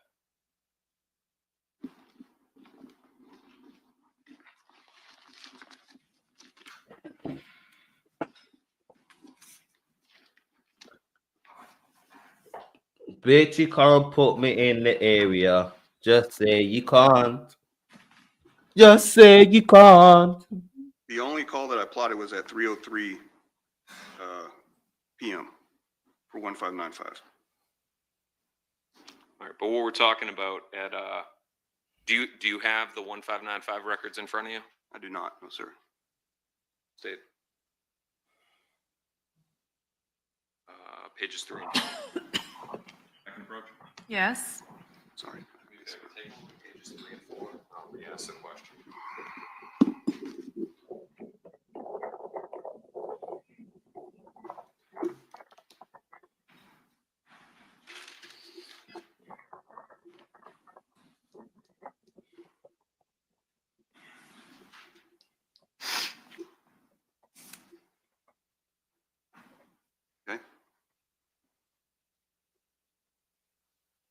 There's an event right around 1 o'clock, right? These are data records. We don't map AT&T data records. There's no events mapped for AT&T data records anywhere in my report. So there is an event that happens at 1:10. And those records contain a latitude and longitude, correct? They do, yes, sir. Right. So that would give us a location, something. Yes. You don't have the location. Can Tell you us the tell where that location. location is from the Yeah. latitude and longitude? I cannot. If I were to tell you that it was way north near Old Soul Donuts, that seem correct? I have no idea where it's at. I don't know where Old Soul Donuts is or where the latitude is. We can map it on, we can pull up on Google and map it. So you could pull up on Google and map that latitude and longitude. I can map this latitude and longitude. I would not put any weight behind what AT&T was providing in 2020. So we did not map records in 2020. Understand? It's all we have. Yes. To be able to map it. So why don't you, and feel free to use my computer. It should be connected. If your honor is okay with that, you can map those live right here. Is there any objection? I don't have an objection. Okay. Call him. You said he could do it live. You said he could do it. Go on.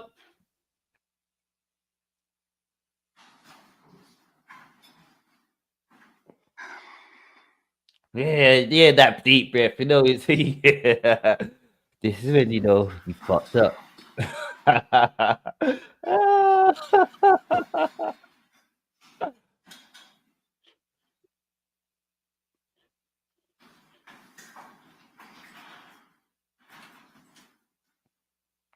want to know how you add those things to it. Like, how would you put them in? Pause. How would you put them in?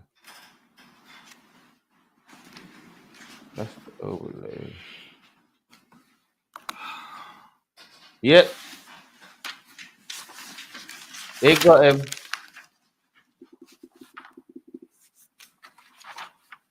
They got him, people. They got him. Because this is the only thing that I see that you could do.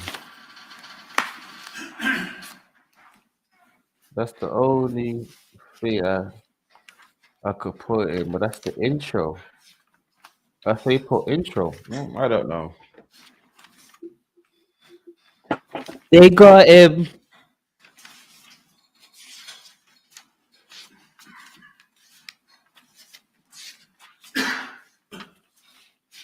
Okay. Sorry, what was the reference to location? All right. So you plotted the location, correct? Yes, sir.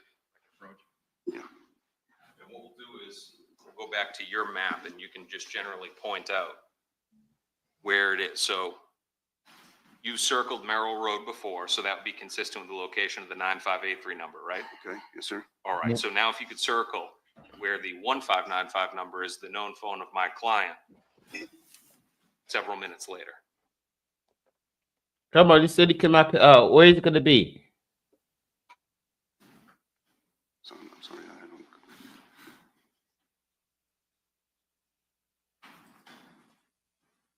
So you're going to see Quarantine Island right Yep, there. Yep. So it's somewhere right above here. Is that fair? Maybe a little bit higher, but we'll say in that general vicinity. Okay. That's where you, in understanding the concern that you have about the reliability of AT&T records, we have what we have. You plot that where he's 1595 number is north. Yes, sir. And your knowledge of Jacksonville, that's miles north. Yes. Now, let's stay on the 1595 number, my client's number. They got him. Within the call detail records, right before the murder, right after the murder, do you have any communications between that phone and the other phones that you were asked to plot? Sir, I can't make assertions on what it is without seeing the records. I cannot memorize these records. It's not possible. I understand. I'm not asking you to. And we have it here, and that's why I have the computer up if I need to show it to you. But if there was a communication between two of the phones, you would have put that on some of your maps? If there was mappable location data or the device, I would have put it on my map and I would have included the calls that it was talking to. Now, do me a favor, look to page 1 of your report. You were asked by the government, and again, for fairness to the jury, when I'm asking questions about plotting it, I know that you don't know the facts of the case and you're just plotting the data that you're given by the government. So I don't mean that to come off like an accusation that you didn't plot something. Right, and I'm not, I'm just trying to let you know I can't memorize everything.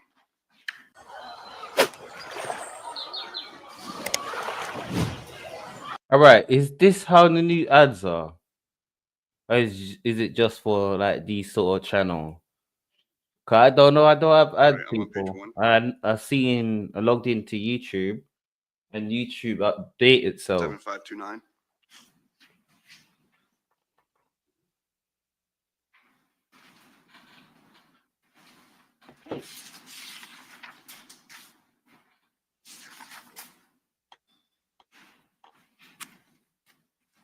You receive records for that phone number? I did. All right. They don't ask you questions like the subscriber information and stuff like that, right? So the subscriber information was likely provided with the records. I don't generally pull it up and look at it unless I'm specifically asked that for trial purposes. All right. Now, the number that you were given to plot was 7529, correct? Correct. And the records that we have for Natalie Gant are 7259, not 7529. Okay. I mean, that could be a typo in my report. But it could also be an error by the government. Yes, I guess either way. At the end of the day, you don't plot any locations for the number 7529, correct? I did not. Getting But caught. you don't know sitting here whether there are plottable records for Natalie Gant's known phone of 904-485-7259. The records that were provided to me, there weren't any information to map in the time period and the locations. Now, conclusion, you're confined I think that's Butter's girlfriend. what the government gives you, correct? I would say that I map whatever records are given. I ingest those and I do it, but my analysis generally, well, no, my analysis focuses on the time period and the locations the government gives me. You're not sending out subpoenas yourself to collect records. No, sir. Did they provide you records for Chris Brown? I don't know names associated with phone numbers, sir. Who is this Chris Brown? I keep hearing Chris Brown. Are contained within your report. Correct. One moment, Your Honor. Yes.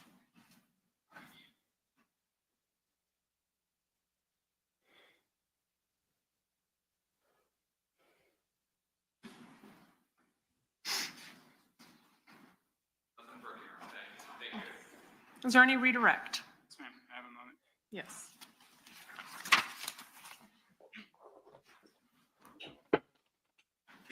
Judge, I just want to talk about a couple of points.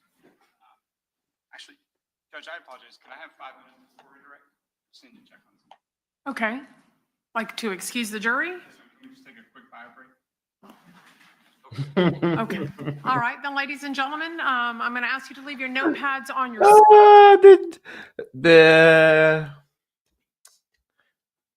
The state is asking for 5 minutes because they're getting cooked.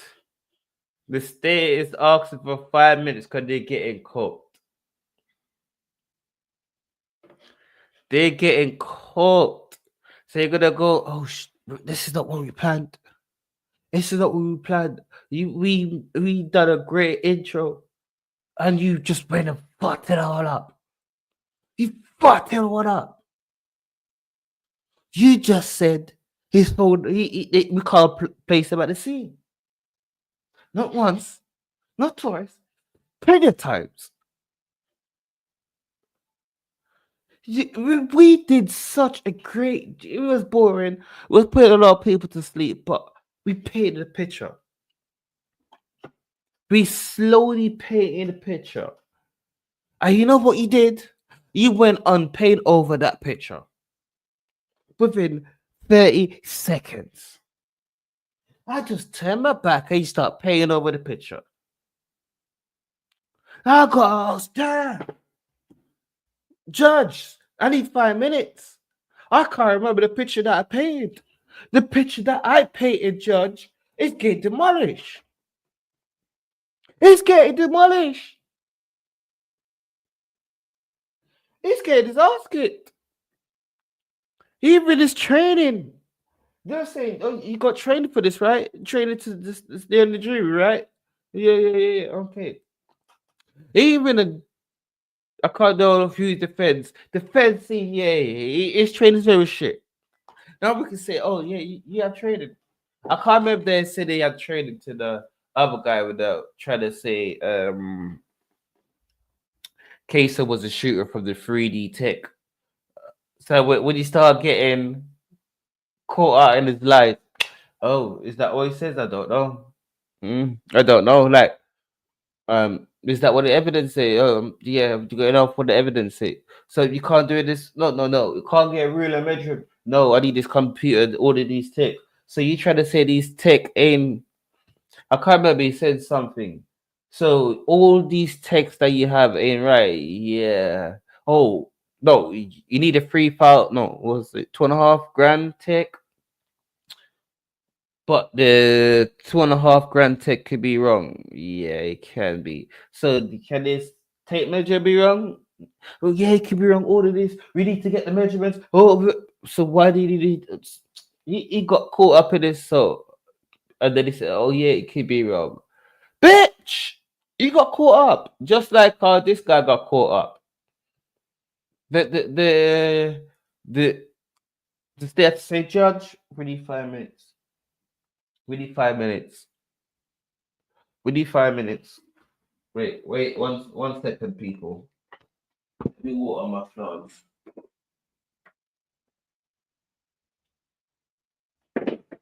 Even though it's dying. Me water my plants. Even though it's dying. But Ksoo might be cooked. He might, if he beat this one and the evidence showed that Butter is a liar, they got Butter for the second one. But Butter is the only one that actually told everything in the baby trial. So if they beat Ksoo and put Butter in this thing as a liar, because they call him so much lies, because he was the one that was stalking them Buck on Instagram. He was the one that's stalking him. So,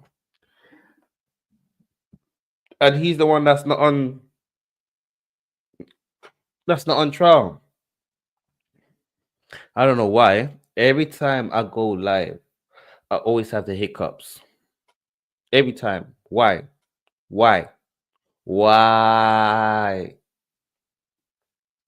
Yeah. But I'm gonna go live after this and talk about Summer Madness. I need to go live to talk about Summer Madness. I got my ticket. But there's something we gotta talk about. Fire event.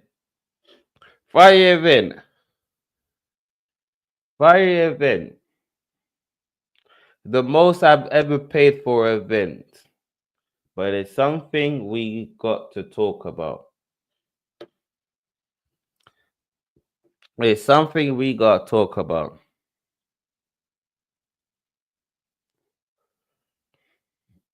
If that's the case, there's no point in having it in the UK if that's the time that the event started.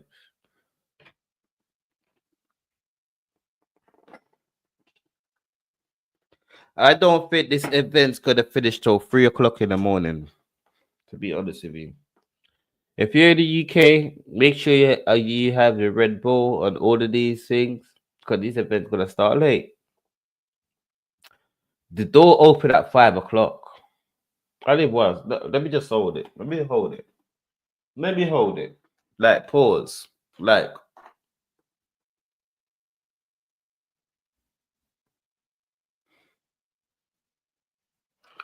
really? I said I was gonna do a ticket giveaway. Damn, I can't. I ain't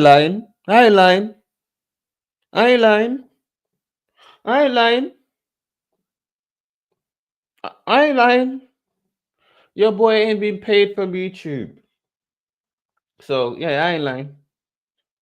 But that's a later video. That's a later video. Still fire though. Still fires in the UK. Gotta be there. Gotta be there. Definitely gonna be outside.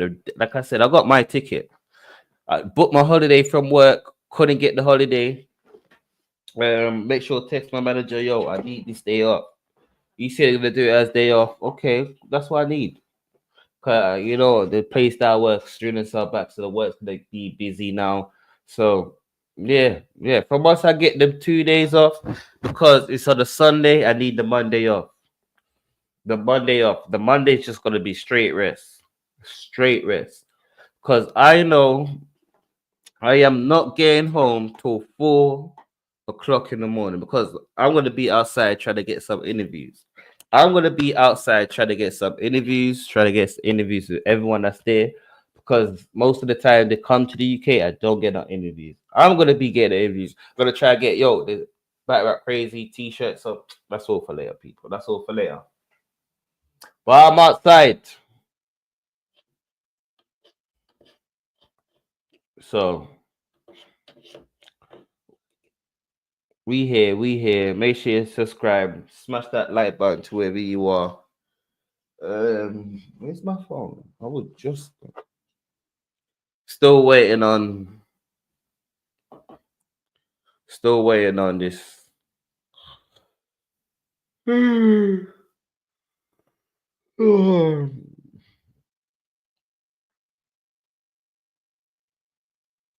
I know I need bare Red Bull for that event. So let's see. They're taking their time to start.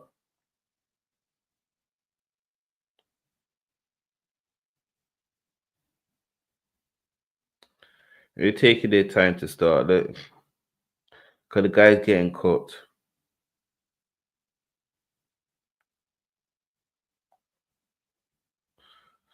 Damn, $1,000 for Chris Brown.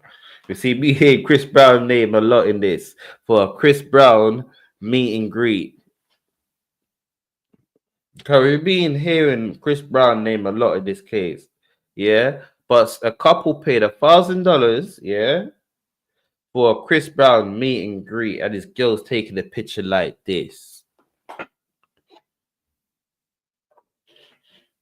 Wait. Let me like it and show you on here, people, because you nasty work. Nasty work. You can show who's a Sims. You can show who's a Sims. You can show who's a Sims in the relationship. $1,000. Bitch, you could go on fucking holiday for that price.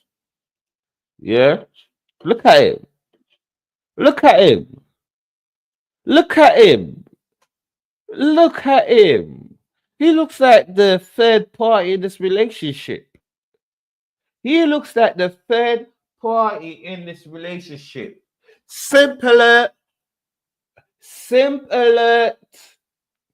third party in this relationship. There's no way my girl's taking a picture like that with Chris Brown. One, he's getting, and two stats are going off.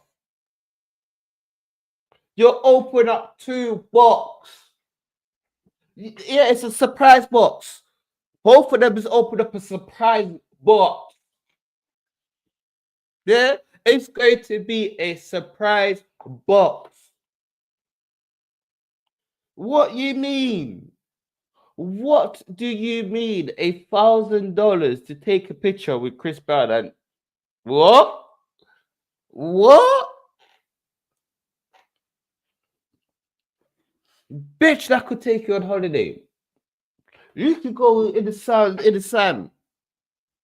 But no, you want to be a simp and take $1,000 picture with Chris Brown. And you're just standing there like the third guy. Like you Photoshop yourself in this picture, even though she looked Photoshop. And look, he's holding her legs. Huh? Look like they're in a relationship.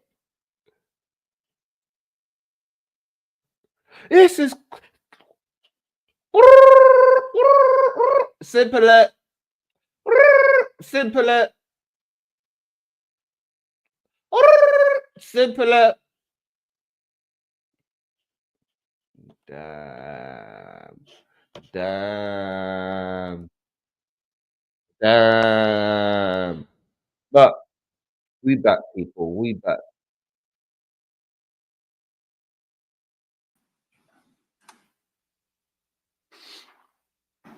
I had to show something for it.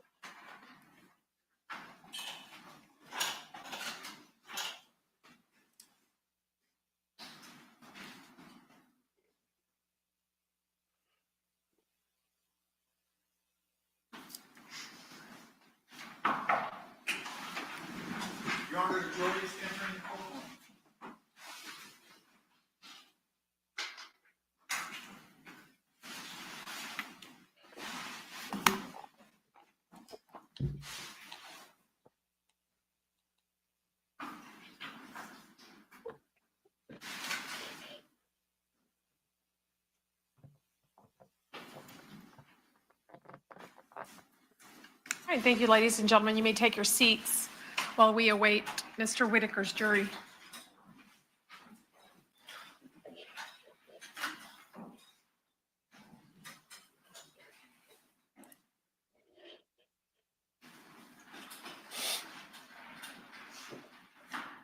Jury now in the courtroom.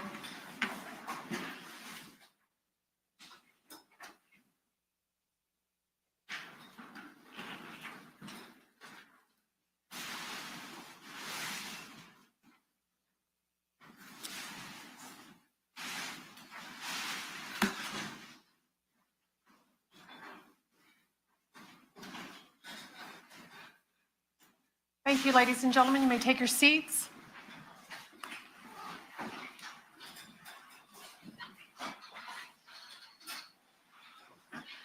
All right, State, you may proceed with redirect. Thank you. Agent Corley, you were asked on cross-examination about receiving information from an iCloud. In some instances, can you receive what are called native location information points from an iCloud account? Yes, you can receive location. I'm not sure of the exact title without having the records in front of me, but you can receive various different types of location information from iCloud. When it comes to an iCloud account, what you can receive is contingent upon what a person chooses to back up. Correct. Okay, so if somebody doesn't back up their location data, you don't have location data. That's correct. Okay. You were asked about going through the call records and determining who a phone belongs to based on who they made the call. Are there other ways to determine who a phone belongs to? Yes. You can look through the phone itself, or the accounts that are registered to the phone. That is a possibility, yes. You can look through the photographs to determine who's taking selfie pictures. Yes. You were asked about the data sessions on the 9583 number. Can you see them on your screen? Yes, sir.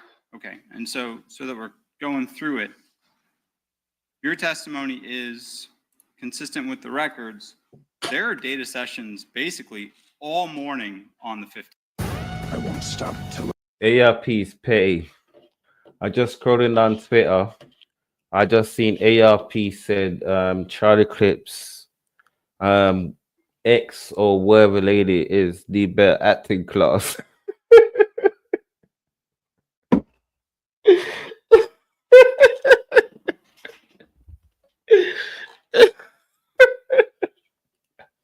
Yes, sir. I want to walk through that phone again to show where it was. There's only a couple of mappable points of data that you have for that phone, right? Yes, sir. So starting here for the 9583 number, it is interacting with the tower that services the homicide location. Well, you don't know, but the 7001 Merrill Road. Yes, sir. And then after that, it's going to move down south to about where 1033 is. So the tower that services that area. That's correct. Yes, sir. And then after that, you see how the state have to come back and answer some questions. That's why it's so boring now. where is the 9583 number at between 11:30 and 11:51? It is sitting over the tower that would most likely service 1033 Townsend Boulevard. Okay.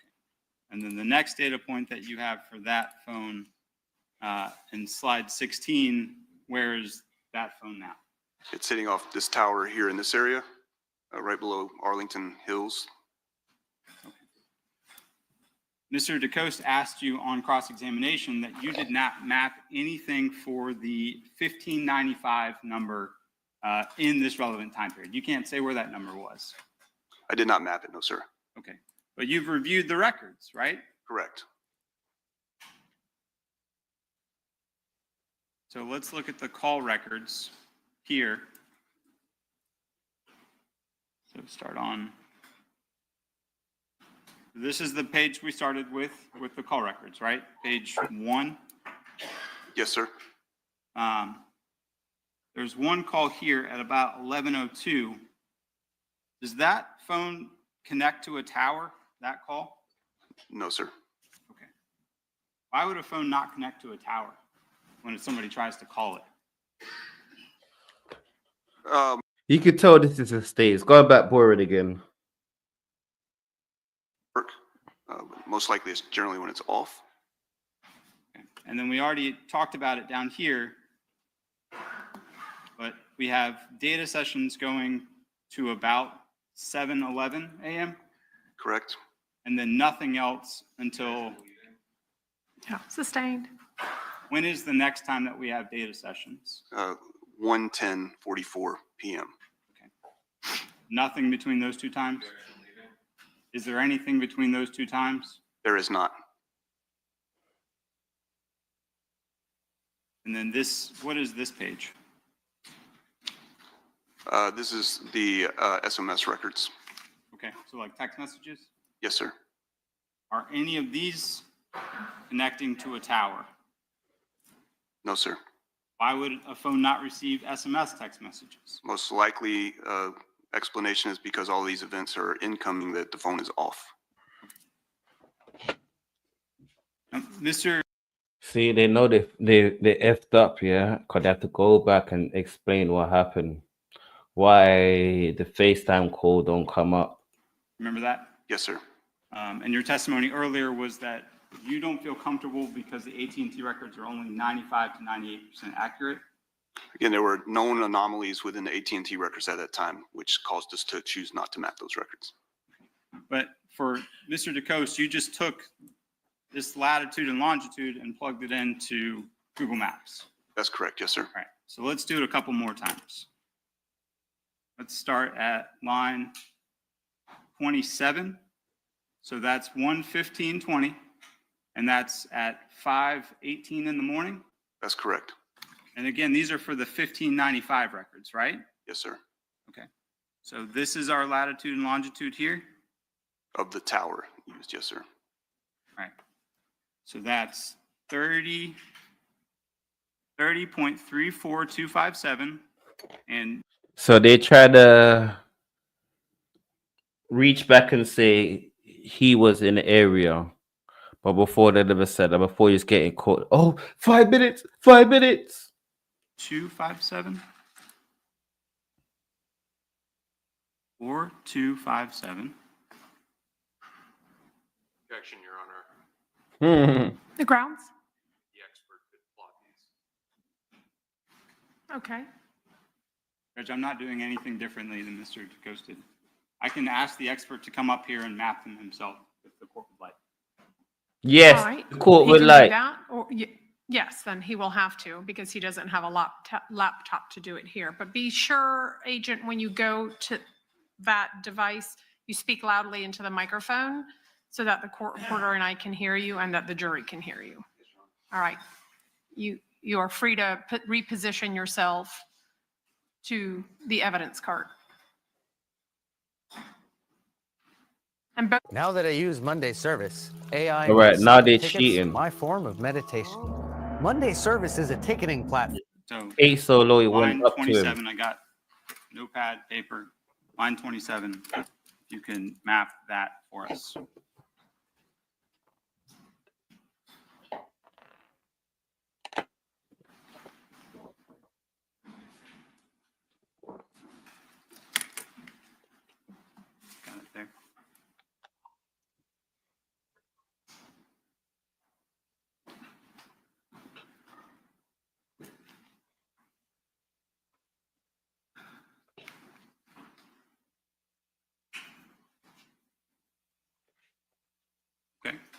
So we're about at 295 or so at that point in the morning?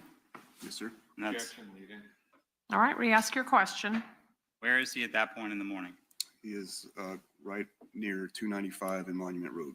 Well, I'm sorry, the tower is located that was used for that data session at that location. Okay. Now I'm going to ask you to map number 29 for me.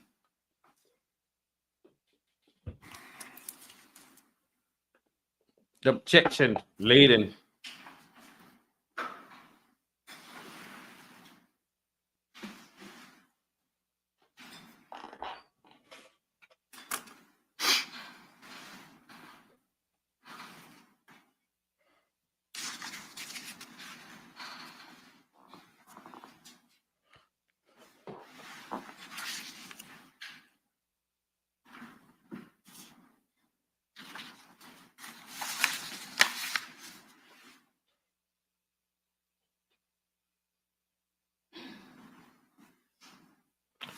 Come on, man. Hurry up, man.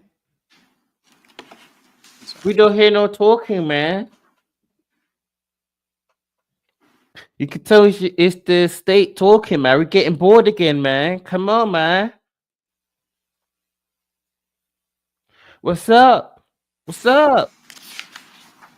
What's going on, man?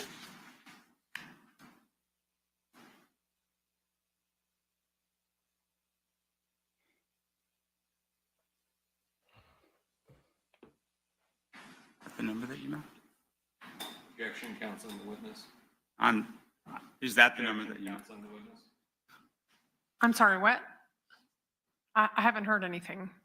What are you saying? Here it over here. We can approach sidebar. You just asked him if that's the number that he mapped. All right. I don't think we need to approach sidebar, but let the witness go ahead and map the coordinates. All right, can you show us on the screen? Are you trying to map something?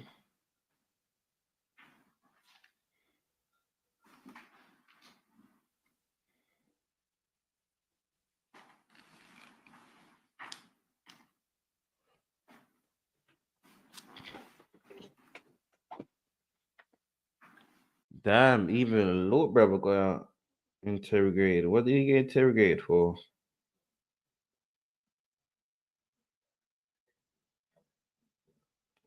Well, that little brother was talking too much. 5:33:19 Eastern Standard Time. Yes. Said I need a lawyer. And that is approximately where? Here. You're near 212 and Ryer Road. I'm not familiar with Jacksonville enough to say what area that is. Okay. Can you see here on the screen where it says Hogan Road? Yes. Okay. And going back to your PowerPoint,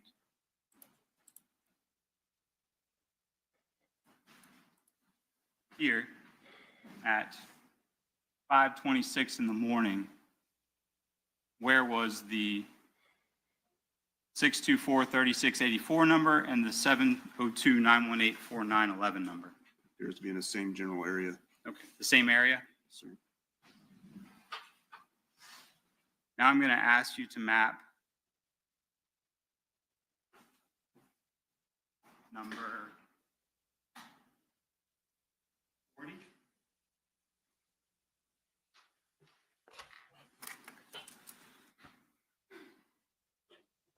That's at about 5:55 a.m. The state, you are boring.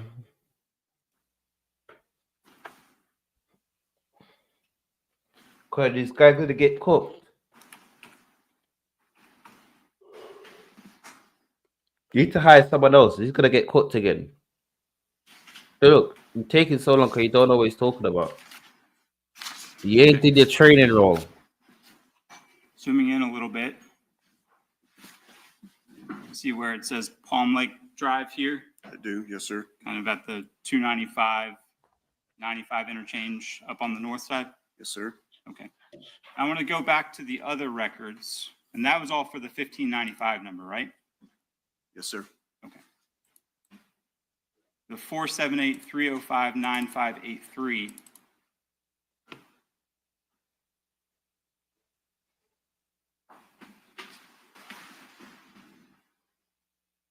looking here at about, is that 6:17 a.m.? Yes, sir. 6:22 a.m.? Sir. Kara, can you show that What side? time is it at 3:19? Just a moment. What was the objection? I'll rephrase. Okay.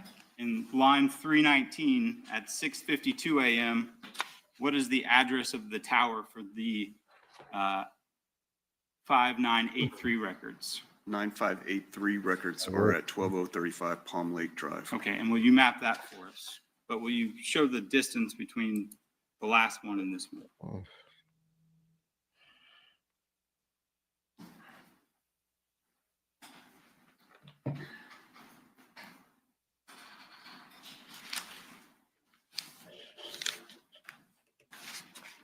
So based on the AT&T records, the 1595 number is about in the same area as the 478 number that you just mapped, Correct. around the same time.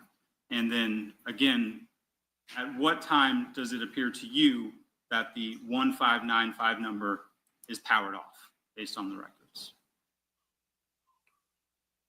Objection, mischaracterization of the testimony is powered off. That it no longer is reporting any data files or phone calls or text messages.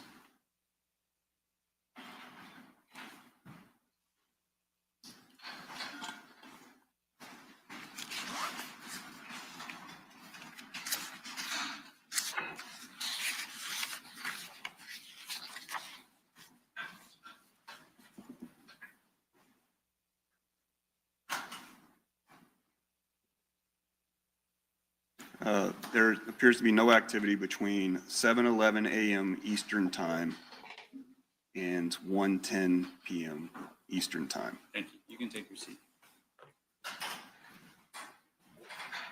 See? They're boring me again. Come on, let's cook this lawyer. Cook it for boring me.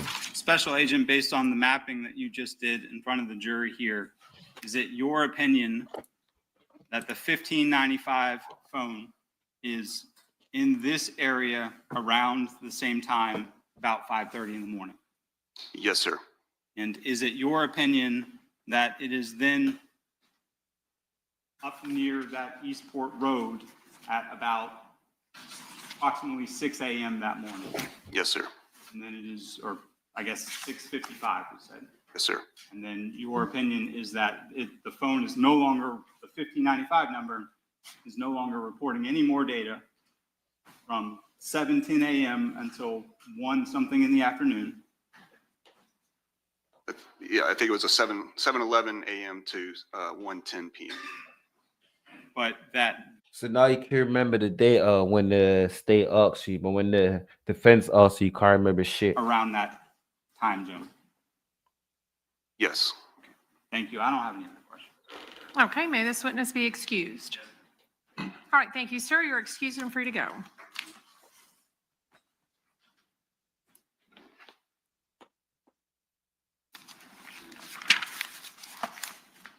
All right, State, you may call your next witness.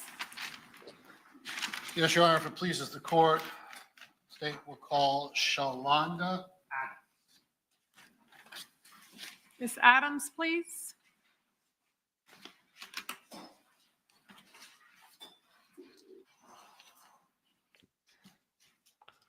So who is this now?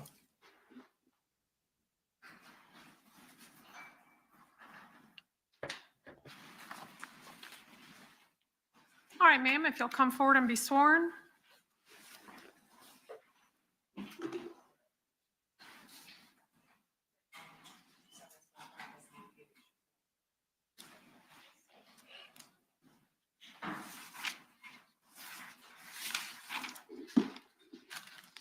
All right, be sure to speak loudly, clearly, and closely into those two microphones. State, you may proceed. Thank you, Your Honor. What job do you think she do? Good morning, Ms. Adams. Please. What job do you think she do? My name is Shalonda Adams. What do you do for a living? I work for Jacksonville Sheriff's Office as a latent print examiner. How long have you worked for the Jacksonville Sheriff's Office? I worked there for 19 years. I'm sorry, 4 years with the latent print unit as a latent print examiner and 15 years in identification unit as a fingerprint technician. So explain to the jury your progression through the sheriff's office. What do you do? You could tell she ain't been trained with the court case because she don't do none of that. Read and classify fingerprints. And after that, I moved up to the latent print examiner's office to where we have to process evidence based off of, fingerprints off of evidence. And are you one of the supervisors in that unit? Yes. Explain to the jury what training and you receive from the Jacksonville Sheriff's Office that allows you to come into courts like this and testify. Well, we do online courses, we attend classes, and then we also. For some reason, yeah, when she first got here, it looked like she never wanted to be there. Is that referred to as proficiency examinations? Yes, it is. Explain to the jury how that's accomplished. It's just submitted to us every year through the state. So explain a little bit more detail. Like, do they give you known and unknown samples and you have to either identify or not identify, things like that? There are unknown samples that we have to identify. And during the course of your 19 years, did you receive mentorship from the latent print examiners that were employed at the Jacksonville Sheriff's Office? Yes. Do you watch what they do and kind of follow in their footsteps? Yes. Explain the science of fingerprint examination. You said the science of fingerprint examinations as to? Well, like, it's obviously, I think the jury's familiar with the concept that fingerprints are unique. Is that true? That's true. So how does an examiner go about looking at unknown fingerprints and determining whether they match or do not match somebody? You have to look at the different characteristics in each fingerprint with the minutia, the delta. It's the characteristics of the fingerprints that you have to be aware of and have to look at the similarities in that. And how long has this science been accepted universally in our world? I don't know exactly how long it goes back. At least for the 19 years that you've been in the Jacksonville Sheriff's Office. That's correct. And have you been allowed to testify in courts like this about your opinion about whether an unknown print matches a known print? Yes. All right, this time I would tender the witness as an expert in the field of latent print. So what's the unknown print that matched the known print? Defendant Whitaker. No, Your Honor. And from Defendant Robinson? Oh, Your Honor. All right, you may proceed. So explain to the jury what a latent print is. A latent print is a chance impression. It's an unintentional print that's left on the items after touching at the direct contact. And how does a print get left behind? What's the mechanism? Just by touching the item. Is there anything in your body that you leave behind that makes it more or less likely for a latent print to be left behind? Yes, like the sweat glands and the oil in your fingerprints. Okay, and that's kind of what you're leaving behind is the oils of your body? Yes. Are there things that can interfere with the ability of a latent print to be left behind? Yes, if you're wearing gloves, if your hands are too sweaty, if they're too dry, and then like the surface material of the item. So it can be from the person leaving the latent print, meaning gloves, too sweaty, things like that, too dry. Yes. And also it can interfere with the object itself. Yes. Explain that, how the object itself Really? can interfere with leaving behind a latent print. It just depends on if the object is rusty or if it's dirty, then it won't pick up the friction rigid details in your fingers. Does the nature of the surface, like smooth versus rough, play a factor? Yes, it does. How does that play a factor? The rough surfaces, you won't be able to leave a fingerprint, but the smooth surfaces is more likely a chance you will. How are latent prints, let me ask you this. Are there environmental factors, if a latent print is left behind, that can interfere with the latent print's recovery? Yes, it is environmental factors like the humidity, if it's left outside, if it's not in a controlled environment. Like rain? Yes. Heat? Yes. What about wiping it? Yes, correct. So all those things you've described for the jury, what is there a mechanism and techniques that you use or people in the field use, like crime scene detectives, to preserve and enhance latent fingerprints? Yes, probably like the chemical processing that we use when we look at fingerprints to determine if it's fingerprints on an item. So, for example, the jury may be familiar with something called black powder, where you take a brush and you. Yes. Is that a common This technique? guy is very shitty, yeah. What are some? Bitch, people watch, what is it? NCIS.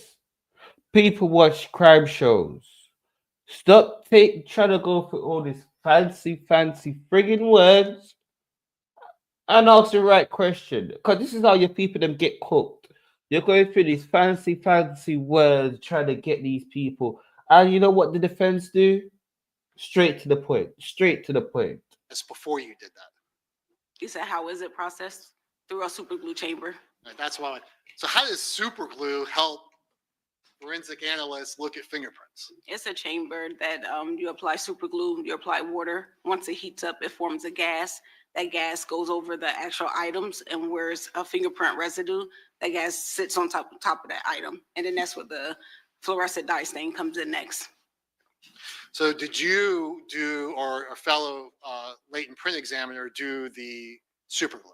A fellow examiner, yes. And is it common for latent print examiners to follow each other in cases? Yes. Okay. And in this case, there were 2 prior latent print examiners, both of which have retired. Yes. So you were the 3rd. Yes. Miss Adams, if I could just ask to you to sit a little closer to the microphone, a request has been made that you're speaking a little softly. Okay. Thank you. Thank you, Ron. No, the judges, the state just answered shitty questions. Your own independent examination of the item. Yes, I did. May I approach the witness, Your Honor? Yes. May I continue to approach without asking? Yes. I'm showing you what's been introduced into evidence. This case is 205. Do you recognize this envelope? Yes, I do. And is it your initials on the firearm as well as your prior print examiner's initials on the side? Yes, it is. Okay. And because of that, was a photograph taken of the latent print that was discovered on the side? Yes.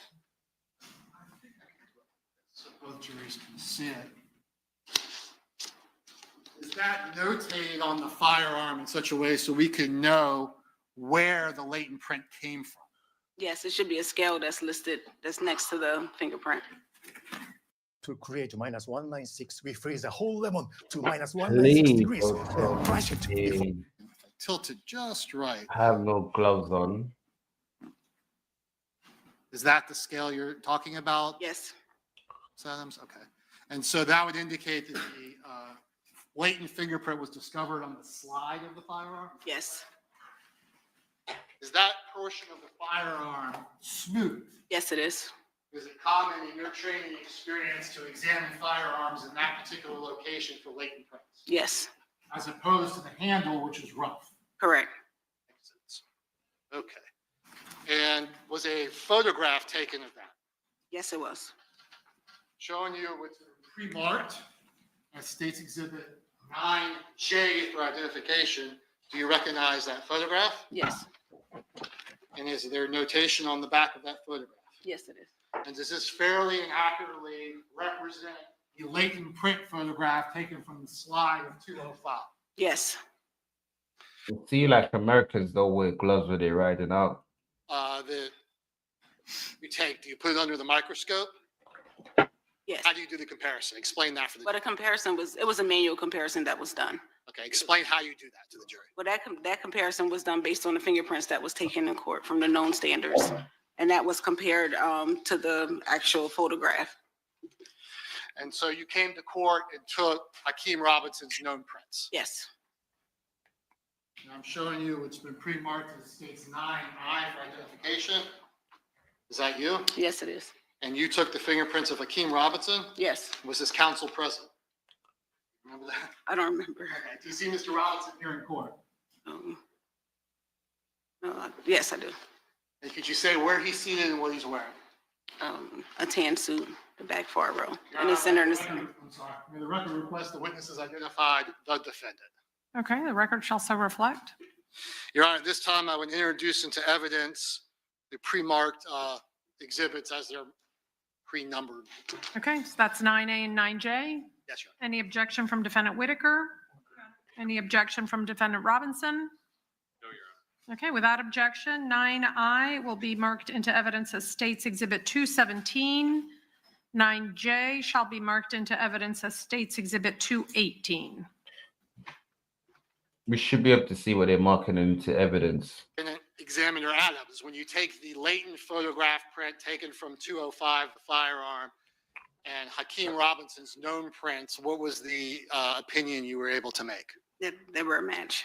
A perfect match. Damn. That's all the questions I have. Okay, any cross-exam from Mr. Whitaker? All right, any cross-exam from Mr. Robinson? And okay, so come on, Ksoo, lawyer, cook up some cook up.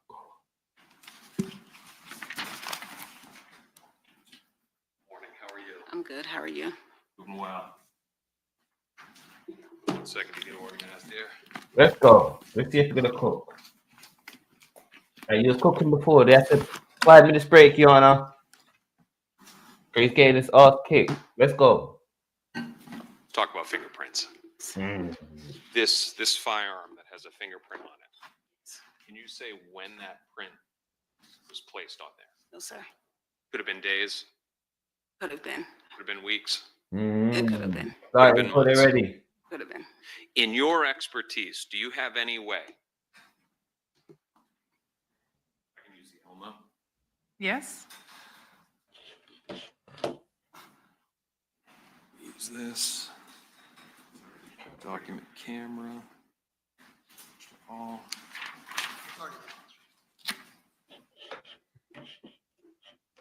Cause that's what gets a lot of people.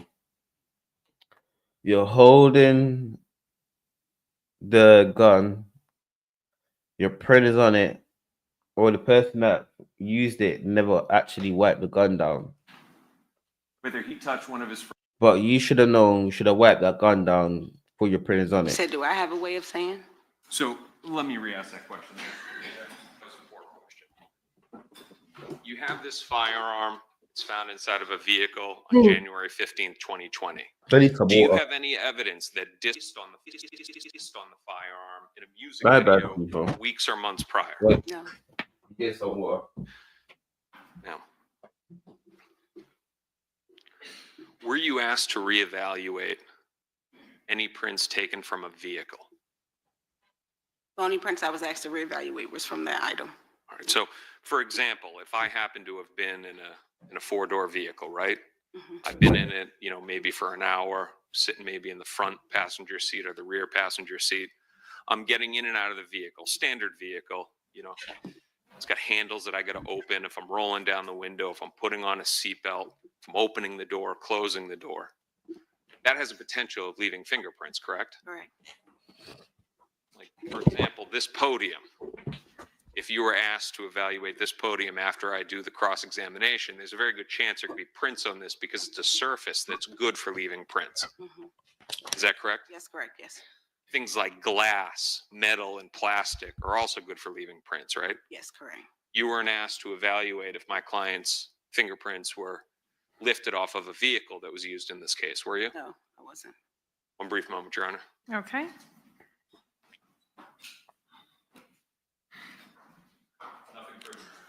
Okay. Is there any redirect? Your Honor, and this witness may be excused. All right, thank you, Okay. ma'am. You are excused and free to go. Thank you. That was quick.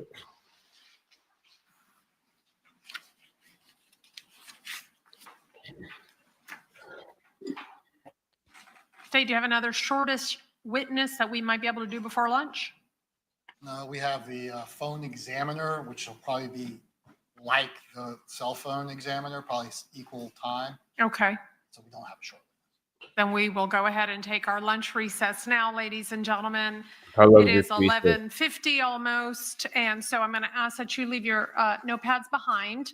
We're going to lock them, secure them. We'll return them to you when we reconvene. You know the drill. You are free to eat lunch separately. Eat If it's an hour, I am not staying on live for an hour. this case among yourselves or with anyone else, or allow anyone to say anything to you or in your presence about the case. And if anyone attempts to approach you, immediately report the matter to one of my bailiffs, and they, of course, will notify me.